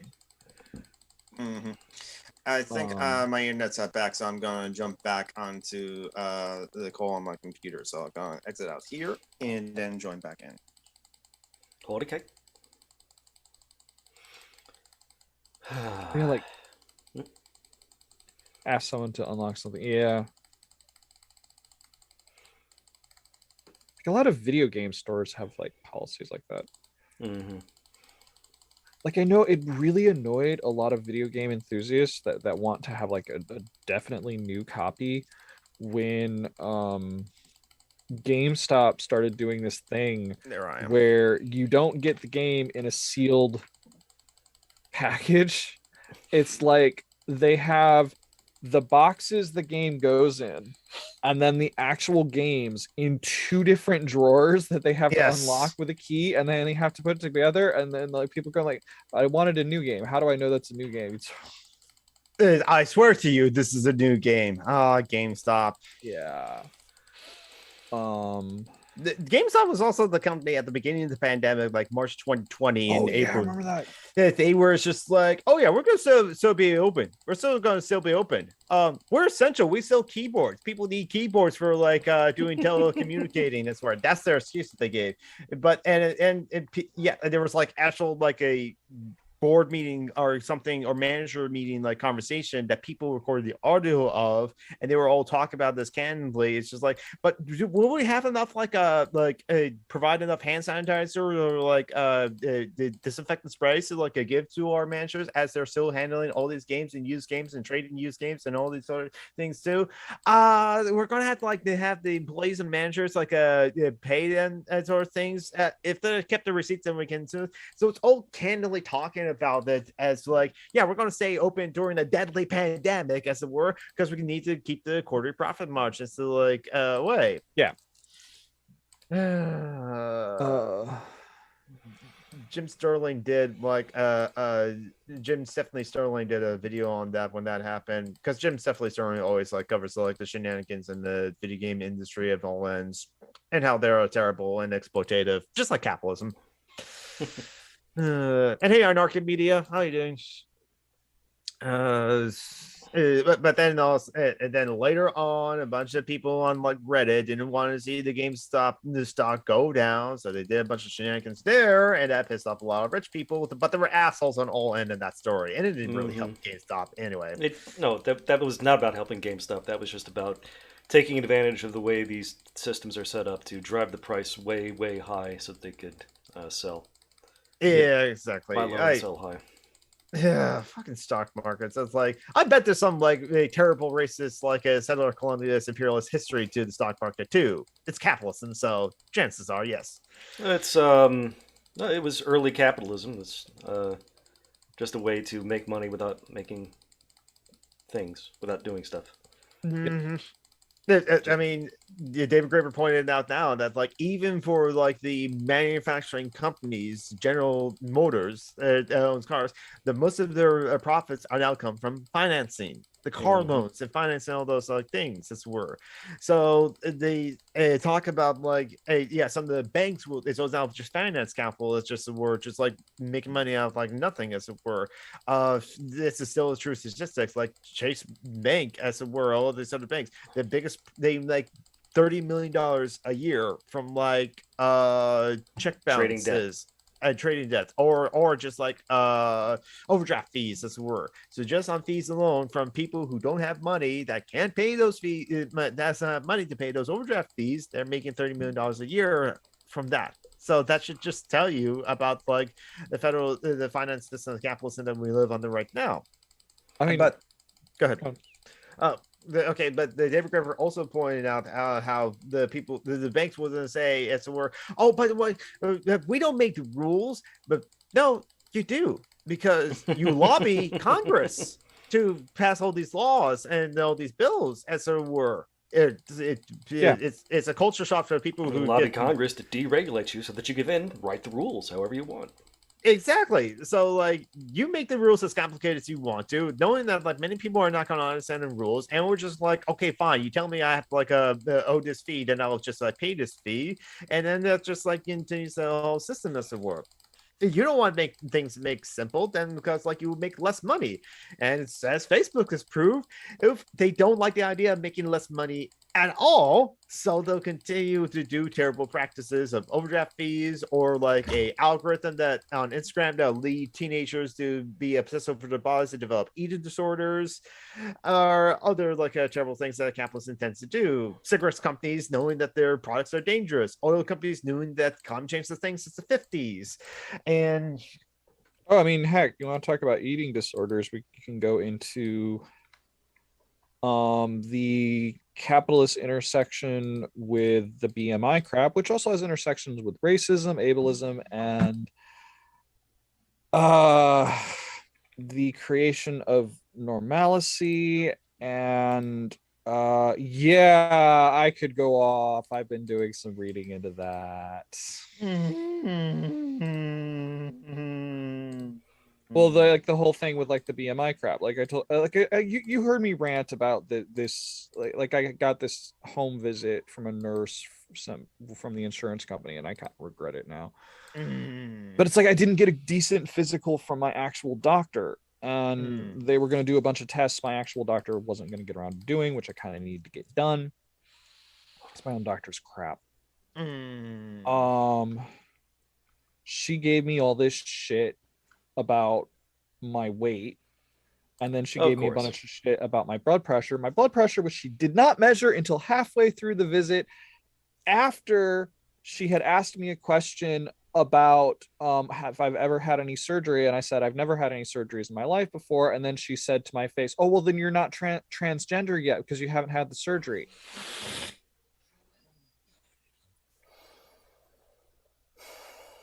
So I had to, with her in my home, educate her on that. Even trans people perpetuate that kind of like trans medicalist shit. Cough, cough, Buck Angel. Cough, cough, White. Cough, cough, ContraPoint. Wait a minute. Has she gone trans medical? Wait, does Buck Angel push the whole you need the surgery to be trans shit? I know he's a gatekeeper, doesn't think that kids these days are real trans. I don't know. It wouldn't surprise me. It's like... we were talking about my... Horrible fact. Go ahead. Part of my introduction to the fact that, you know, what is cool about trans bodies was Buck Angel's adult material. Makes sense. So I know there is one surgery he has gotten and one surgery he has not. So I should hope he's not saying that you have to have genital surgery to be trans, because that would be really fucking hypocritical. Yeah.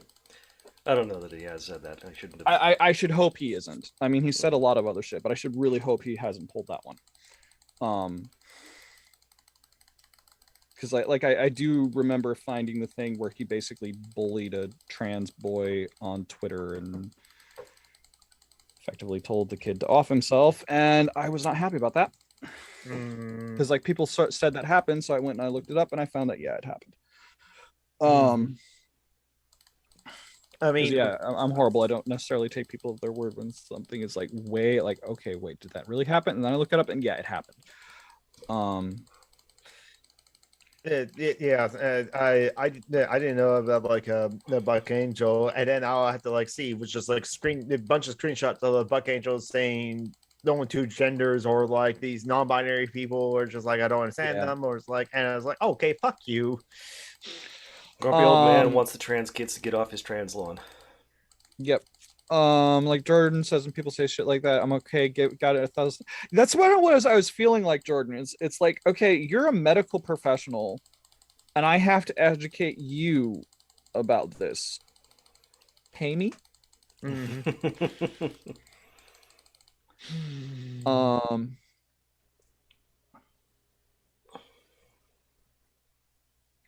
Yeah, that is pretty much true in Arkham Media. Oh, how do we get on this topic again? Oh yeah, with the BMI crap.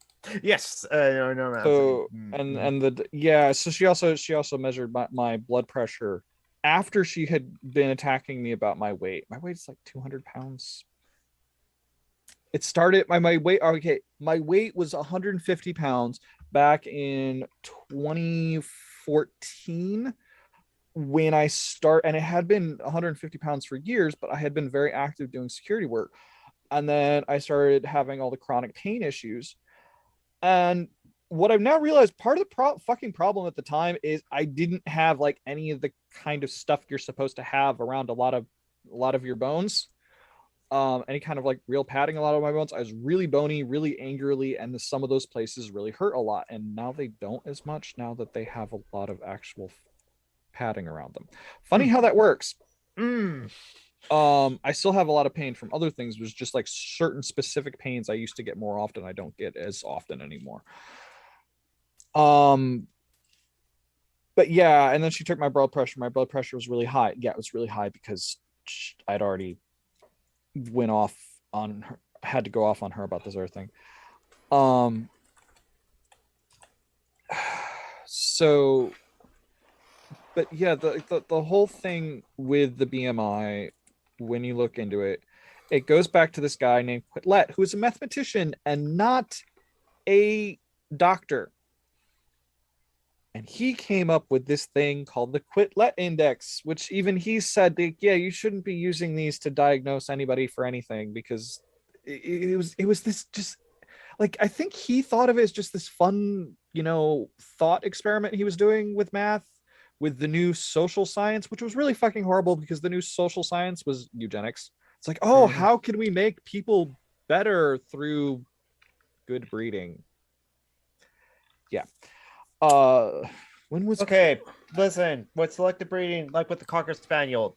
Okay, yes, that's a beautiful dog, Cocker Spaniel, but they have their own set of problems because of selective breeding. Okay, continue on. Dolphy Quitlet. When was he doing his shit? Born 1796, died February 1874. He was a Belgian astronomer, mathematician, statistician, and sociologist. So he was never a medical scientist of any measure, and he actually said like his stuff wasn't meant to be used for that. He came up with this weird thing of like the square. I forget how it works, but it's like you square the person's height or something, or the BMI. Yeah. Well, the BMI is actually originally, before it was called rebranded and called the BMI, the Quitlet Index. This was based on Quitlet's studies of a handful of white people that he got data from to come up with an average. It was not what you would call an all-inclusive average of humanity. And the idea of health being based off of an average is just racist bullshit. Because the average, of course, was based off of what was thought to be the ideal by white people at the time in Europe. So he cut that and he came up with this whole Quitlet Index thing. Eventually, fast forward to after he died,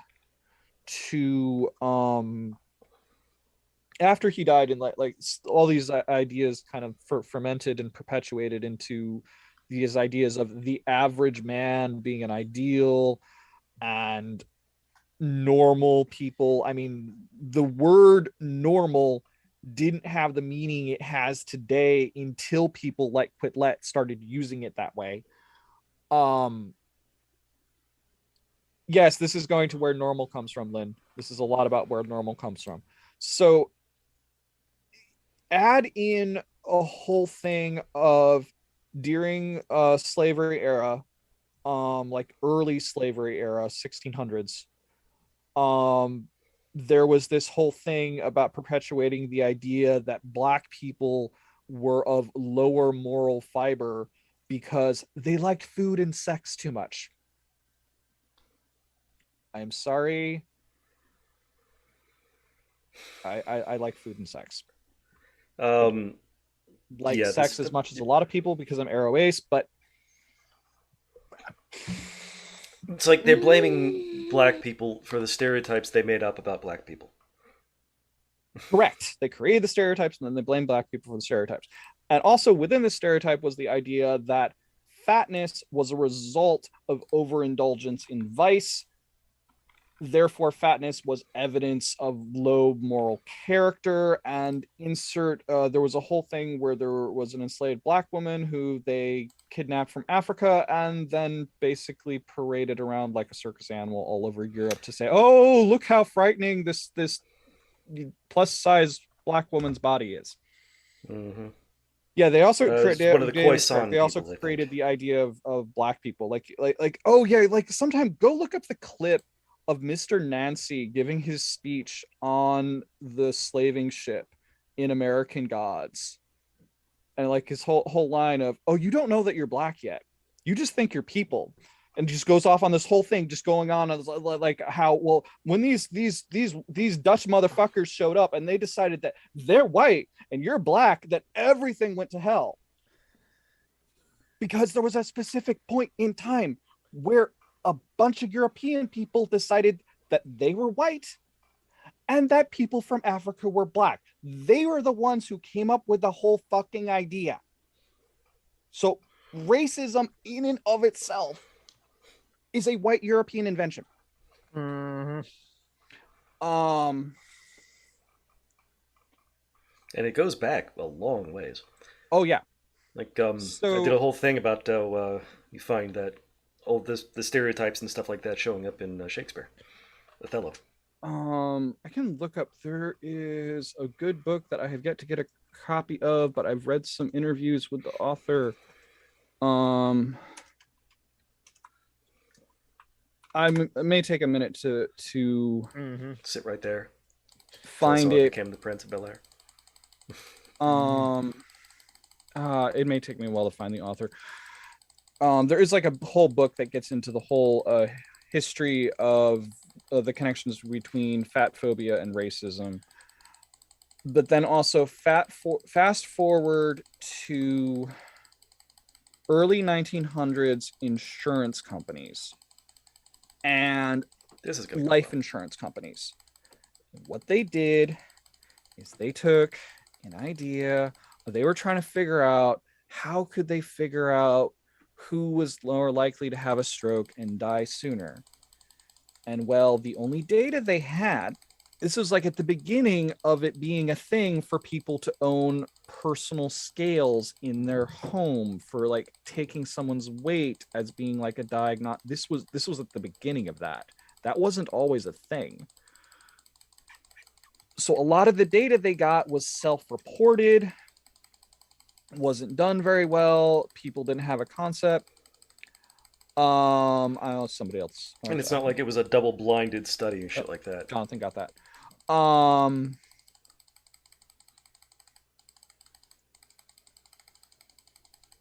we just? Jonathan's got that. I should just keep ranting. What the fuck is this? Yeah, it wasn't like a double-blind study or anything. So it was going off of self-reported data from the people who were buying these higher-end life insurance policies. And of course, because you have new Jim Crow, or actually the original Jim Crow at that time, I think. This is like early 1900s, like 1910s. The people who could afford to buy the life insurance policies, of course, were very white. So what they were getting was data particularly from white men with that lifestyle, which I want to say at that time, wasn't there a lot of alcoholism involved? Oh yeah. I mean, hell, yeah. People were hooked on opiates and all sorts of shit. Oh yeah, opiate, and yeah, so there was a lot of that going on. But what the life insurance people did is they looked, oh wait, look, we can make a correlation here because it looks like the men, and it's predominantly the people buying life insurance policies were white men who have a higher weight are more likely to have a stroke and die sooner. So we're going to start saying that we don't want to give insurance policies to people who weigh more.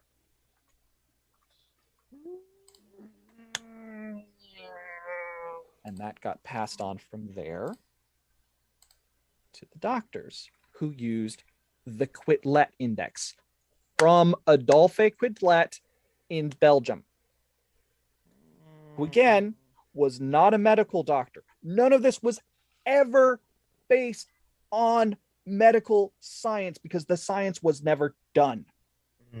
It's based on Adolphe Quetelet's original formulas. No one's ever really challenged it, at least not within the industry, in any serious way to change things. So that goes for like fast forward to more like 1970s. So like early on, insurance companies and doctors were actually calling it the QI, or the Quetelet Index. Eventually that got rebranded into BMI. BMI, when I was looking into it, it turns out is just the Quetelet Index. And yeah, it does, like it's not based on much of anything, and it doesn't take into account, you know, all these different factors of things like one, it's not necessarily that unhealthy to be above certain weights anyway. Yeah. Two, the reasons why people have different groups of people have different health problems that seem to correlate with weight has a lot more to do with institutional discrimination. Like if you go and you start back with like the history of redlining and crap, you probably go back further than that. But redlining is what like established the idea of you have your black neighborhoods and you have your white neighborhoods, because they actually drew fucking lines. And that informed a lot of city planning. That informed a lot of things like where grocery stores got built. It informed where you would have parks or not. What? Where you would have public parks or not, where the people would be able to go outside and play. It informed, and because schools are paid with town income taxes, it's based on the relative income level of the town. If your town has a lower relative income tax, or property taxes too, yeah. And if the property taxes and the income taxes are lower, then yeah, your schools have less money. So your historically black neighborhoods have schools that have less money to.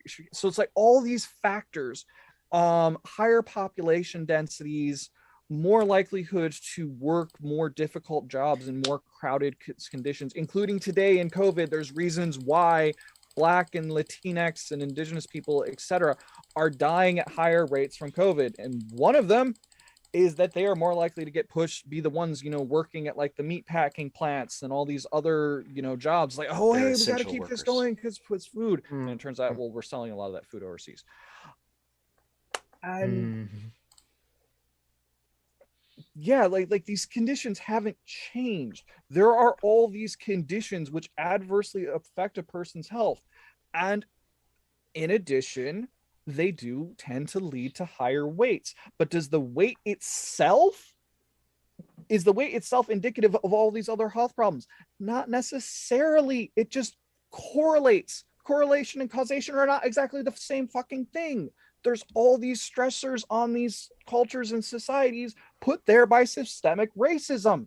That is why they have higher rates of heart disease and diabetes and stroke, because of all these different culminating factors and less access to, you know, good medical treatment.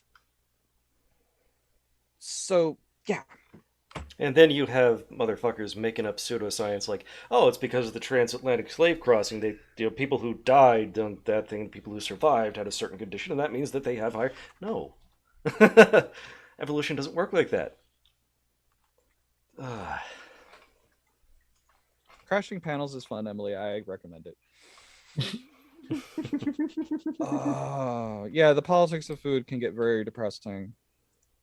I mean, hell, you want to? You want to take this to a. How is the Okra Project doing? Oh, I don't know about that. No idea. Never heard of it. Do you know what the Okra Project? Let me make sure. I know they were like doing in a transition. They like needed to find some new people to keep it going, but I don't know how. The Okra Project. Is that setting up gardening for people of color? Or okay, I will find it. Oh no! It's the Okra Project is specifically to address food insecurity in the Black trans community. They have something going on right now. It looks like Starting August 16th through December 16th. I believe this was this year, so it's still going. I will put the Ochre Project in chat. This is not what it was on the last time I was on this website, so I think they're still doing shit, which is good. I know at one point they were like saying, hey, they need new people to keep it going. They're doing a thing called Dinner on Us. Cool. They're partnered with DoorDash. So the ochreproject.com. Yeah, they partner with DoorDash to give out no, not the Oprah Project, the Ochre Project.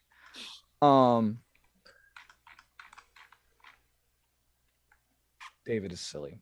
Yes, David is very silly. He should stand in the corner. Okay, so I'll just read off the main page. The Ochre Project is a collective that seeks to address the global crisis faced by Black trans people by bringing home-cooked, healthy, and culturally specific meals and resources to Black trans people wherever they can. But thinking like the thing with the Dying on Us and the partnering with DoorDash, there's a fucking pandemic on. They were actually doing a thing where they were like having people come and help cook. And they were like sharing culturally specific cooking techniques and teaching how to cook those, and all kinds of other things that involved a lot of in-person interaction. I have a feeling that that definitely got more difficult because of COVID. So the reason why they call themselves the Ochre Project: during the Middle Passage, our African ancestors snuck okra onto captive ships to sustain themselves and plant in the New World. Black diasporic cooking traditions often use the okra plant for its versatility and is often associated with health, prosperity, and community. In this spirit, the Ochre Project hopes to extend free, delicious, and nutritious meals to Black trans people experiencing food insecurity. So it's like they're one of the charities I like to check up on. Because they do stuff and they talk about stuff you don't find anywhere else. Yep, okra. Turns out there's a heck of a history behind okra.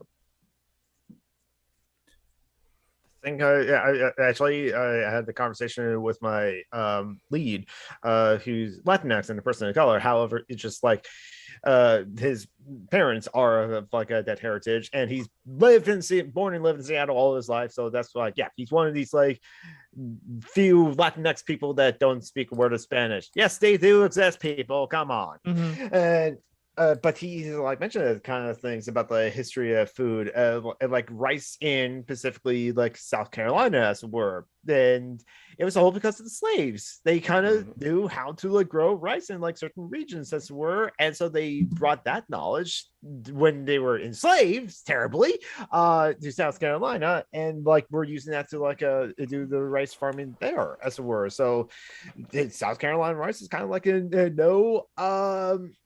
lot there. And yeah, this is why I kind of like almost laugh when people said you can't make politics about everything. Do food have politics? And one of the examples I kind of bring up, there's the South Carolina rice thing, there's the okra history, or like rice. But also I love. Oh, let me tell you about the 1940. Let me tell you about the 1954 Guatemala coup and why that was there. Why we have the term Banana Republic? What? That's why we have the term Banana Republic, is because the United Fruit Company. The United Fruit Company backed the coup in order to like get cheap bananas. And they're still around. They're now called ciabatta. 2016 had. What was the history of okra though? And also politics around food. Pellagra, also known as cretinism, is caused by a diet that has too much corn. Because corn, if your diet relies on corn, then you won't have enough. I think I can't remember. It's niacin, thiamine, vitamin B, something. You're missing an essential nutrient, and you'll get these huge outbreaks of pellagra all throughout the southeast during the sharecropping days. Yep. Because the landowners, the white people, didn't let their slaves get enough food, and so they would import corn because all the land was being devoted to cotton, and so. Also yams. Yep. Yeah, I think we mentioned this before, but Extra History did cover the pellagra outbreak in the southeast, as it were, and how they discovered the cure for that. But I was like hearing that, and it's just like, oh, the poor people, which they kind of treat it as like a poor white people being the ones that get the pellagra. But you're right, the sharecropping of the former enslaved people is also key to this too. And they were the ones that are suffering from this disease, the poor person disease, and because but the rich people were not affected. And I goes to shows fucking capitalism. There you go. And so we're but they're just like, oh, but we can fix it by now giving all the people nutrients and all these things that they were missing from just a heavily corn diet. And I'm like, you're not going to look at the conditions that like put them and have to force to eat like yeah, it's niacin. That's what you don't have. Yeah, it's one of the B vitamins. It's one of the B vitamins. Yeah. And that's similar kind of history as I mentioned before on like connections connections with James Block, the connections. I used to watch that as a kid. Yeah, those were great. The library had all of them. Yeah. He also hosted the day the universe changed as well. That was like I should really rewatch those shows as well. I think there was a third connections too, but like also really good, very educational. I like that a lot. But yeah, it's just like this is why, and I have family members that heck nice. I have a whole book on it. That's great. Hey, because like a lot of things are interconnected, as it were. But this is he also made a video game. I played that so many times. It was fun. Imagine it kind of be like almost like one of these educational discovery investigation kind of games. Yeah, right? back in the days of those more point and click kind of adventure things. Some of the Carmen Sandiego games, the Carmen Sandiego games are like that too, as well. Point and click. It was very like that era of games, and it did do they had the QuickTime videos in it with all the different characters. It was very, very 90s. It was. Yeah. But when you were a kid in the 90s, it was the greatest thing ever. I think also Bill Nye's. Oh, it's abandonware. You can download it for free. Oh, sweet. Nice. I'm going to go ahead and put a link in the chat because that was a fun little game. And yes, there was a Bill Nye game. The Bill Nye game though had a thing where it's like this. There's like two modes. There was a story mode, and then there was just a play around in the lab mode. Oh, I remember. I think it was my dad had a criticism of like the Bill Nye game didn't feel as satisfying because you didn't actually need to use all the things in the lab to complete the story. But then I think it was kind of also playing towards this. They wanted to give you this basically lab full of things to play with. Yes, I imagine so. Yeah, I heard about that Bill Nye Science Guy video game. I'm not surprised that they made a video game in the 90s like that, as it were, because when Bill Nye Saves the World, the first season of it, he covered actually video games. And so he had the guys from Rooster Teeth that said, we found this game at a thrift store that was like, we'll pay you to take this game off of their shelves because no one was picking up this old PC game that Bill Nye It was fun. It sure was. But sometimes like in those thrift stores, it's just like, yeah, no one's buying this like game. You want it, something like that. Sometimes you can get lucky. I found a SNES cartridge of Soul Blazers for only $3. Still available and still playable. Yeah, I remember playing this as a kid. This is also like the era there was some Wishbone games, like the one Wishbone game I remember where Wishbone the dog? Yeah, the little dog. Little dog that was on PBS. Oh yeah, that was one of the ways when like before I was in high school and I actually read the Odyssey, how I got into like mythology and stuff, because there was Wishbone does the Odyssey, so Wishbone is Odysseus in the Odyssey. I forget what you end up doing to the like obviously like in the Wishbone version there are certain things that are a little bit watered down, gotten into, whitewashed. Well, like if you're making it for like yay high little peoples, you're not going to show the bit at the end where he slaughters the suitors. Yeah. Oh God. Yeah. Did not quite explain why it was Cersei was turning men into pigs. It's just, oh, they ran into this place and they got turned into pigs. And did not. I forget. I think they just. They just stopped with putting the Cyclops to sleep. They didn't do They the didn't whole show the thing where they stabbed his eye out with a giant freaking, like they I think they like in They the story, sharpened a actually log cut and down they- a tree and shear down the tree and turn it into this great big hecking point, so like the whole fucking crew can pick up this giant fucking tree and shove it into the Cyclops's eye, because the Cyclops was that fucking big. After getting the Cyclops drunk on some, he had like his some special kind of, magic, super strong wine. well, I think what it really was is what you would do is you would basically have like concentrated wine Mm-hmm.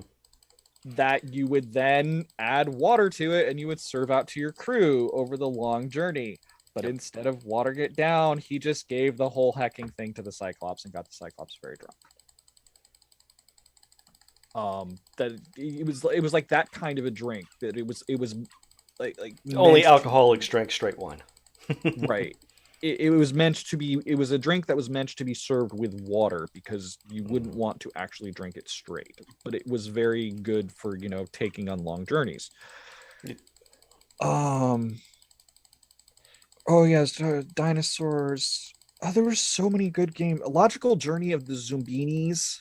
Does anybody else remember Logical Journey of the Zumbinis? No. You're missing out. It's actually on Steam now. I don't think it's that expensive. Okay.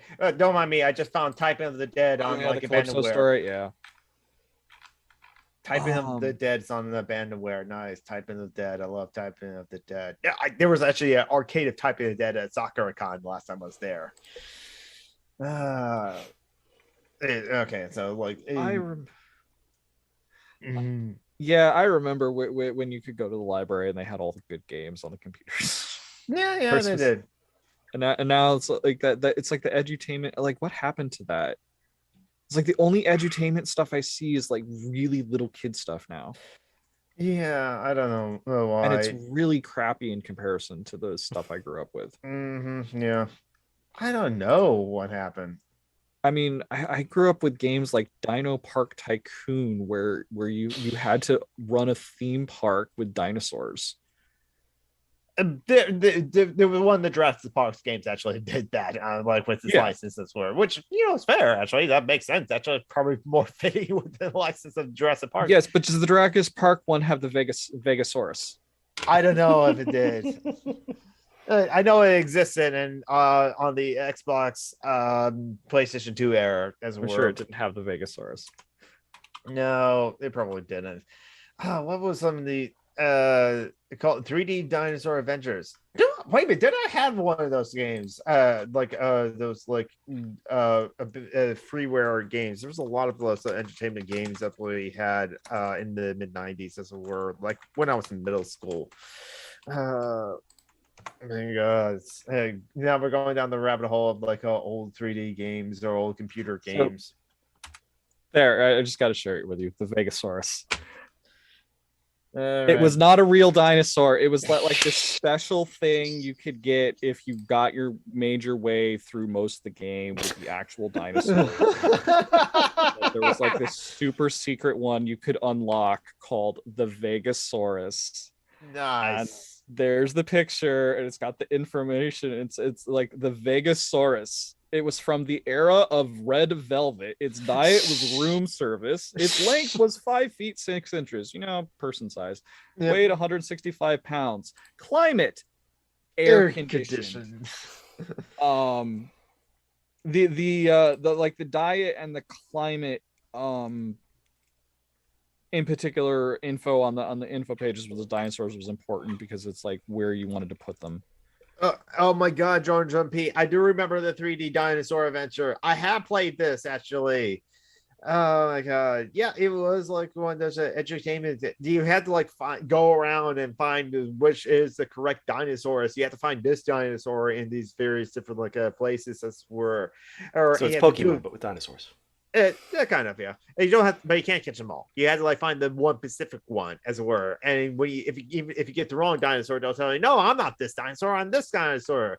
I think it was like before when they we call them brontosauruses, but now they're plateosauruses, or it's just like, no, these pieces fit together more correctly like that. Ouch, Mithril. Ouch. Yeah, now I did heard about the Assassin's Creed games having like an education about because they're figuring like, well, they're kind of trying to like be accurate to these histories and periods, and I bet they're appropriating in some places. And yeah, there's like the Ubisoft's a terrible company with a whole lot of sexual harassment, as it were. It's kind of funny. Like on Friday, I was watching while I was at work. I was watching a stream of our friend Taviana's friend Sarah Britt. They were streaming with like their friend Neryl. They're both playing together Far Cry 5. And apparently, and it's like Far Cry, isn't that Colonialism, the series? Pretty much. Far Cry 5, it's like takes place in Montana or some kind of rural place in America at this time. And the villains were like the religious right-wing cult, as it were. Yeah, I remember that. Like White Savior comes home. Yes, like a Waco as that sort of thing, or that's kind of thing. And see, is it the David Drake series? Maybe, I don't know. I haven't played any of the Far Cry games, but like even Nero, who is between Biden and Trump politically, David Drake's author, is I don't know, and he has like a no politics rules on his channel. But yet they're playing. Neryl's a centrist, and we used to be friends, and we haven't talked in a long time. Yeah, it's like I still and lurk in his streams or something like that. Well, when he plays with like Sarah, I watch Sarah's streams. But it's kind of, but even he was just like, man, this story is crap. That's what we're. And yeah, apparently that's like the story of Far Cry 5 is like, while it presents like the terrible people, the villains, as it were, as the right-wing religious cult, as it were, or just a religious cult in like rural America, as it were. Apparently, also in the game, they tried to both sides and said, but the liberals are terrible too. And I was just like, I mean, okay, in fairness, the liberals are terrible, but not quite that way. Yes, exactly. The liberals are terrible because they tend to be the ones doing the both sidesing thing. Mm-hmm. Yes. Because liberals are more comfortable with fascism than with communism. Yep. Yeah. So what else has everyone been up to? We're kind of like at the point of this stream where we've like run out of things to say, or the topic has like dried up, or we are ran out of interest in what we were just like about to say, or look what we're discussing. And I think I'm out of my topic list. I'll go back to like my promotions to see what else I promoted that we talked about. We mentioned Dave Chappelle. Apparently, I can't have an opinion on Dave Chappelle unless I actually watch the special. But someone pointed it out on Facebook. It's like, yeah, right. Like I have to read Mein Kampf or the Turner Diaries in order to have an opinion on those. We talked about. I did bring up the Pandora Papers. And the IATSE strike. So there's a bunch of other strikes we have mentioned and we talked about. Yeah, I'm good, and we can. I'm good for us to like now fuck off after these Cuck the World. So how about you two? I'm good. I'm going to go in and watch this YouTube video. John Deere causes disaster in attempt to replace union workers. Probably. One of the upper management types they brought in to do the work probably fucked something horribly. See, the people who make the decisions about this sort of thing should be the people working on the factory floor. They're just doing it the backwards way. I'm also going to need to walk the dog. It's been a while. He probably needs to go walk. All right. So I think we're all unless the viewers have like any topics as the word to like bring up. I think we're good to like call it here. So all right, I'll go through the pictures. Tevi the Wolfers does have a Twitch channel. I just haven't streamed on in a while because I have shit going on. Yes, you do. You're blame like if you're upset about me not streaming, I would say blame the Social Security Administration for making my life really fucking stressful. Yes, there's just blame social security as it is in general, because like not just giving money to like people who need it, as it were. Charity links page. Don't forget about like that. Phoenix's GoFundMe is on there. Later on, also like a PayPal link is on there. It says she said this on like Facebook like early this week. She tried to like go to a social worker to figure out how to like work out their debts. It's where she has a lot of debts, and the social worker was not very much help. Someone does and she met someone during that course that has a friend or knows someone who has fibromyalgia, like a family member has fibromyalgia. So that social worker, that person does understand her plight. So Leto has a person in a corner on that page as well. But Phoenix is the information is also in there as well. Nasaneko's and the information is also in there. Nasaneko's like struggling to like make ends meet right now. I'm gonna actually promote a Twitch channel that's like streaming right now doing the subathon. Lenuku, spouse of Nasaneko. Lennon Quinn, yeah. They are doing a spookathon, a subathon, 12-hour stream playing a variety of different spooky games. Right now, it's like Ghost Hunter Core. Later on, it's going to be like Phasmophobia. They have a whole list of like spooky games they want to play. I might join in and play Phasmophobia because I played with them before. It's going to be fun and awesome, as it were. I'm me, Summer Geek, on YouTube, Twitter, and Twitch. I might stream later today on Twitch, maybe not. I should put up more videos on my YouTube channel. Check out my Twitter as well. And John Brockman, you're part of another podcast. Yes, Dungeons and Debacles. Totally different from this D&D game. Yep. We are trying to rescue the world from an evil red dragon cult. Possibly from an evil red dragon. All right. Hey, dragons. Yes, see dragons. Okay. I'm going to eat a nap. So I'll go ahead and stop the stream now. Bye-bye, everybody.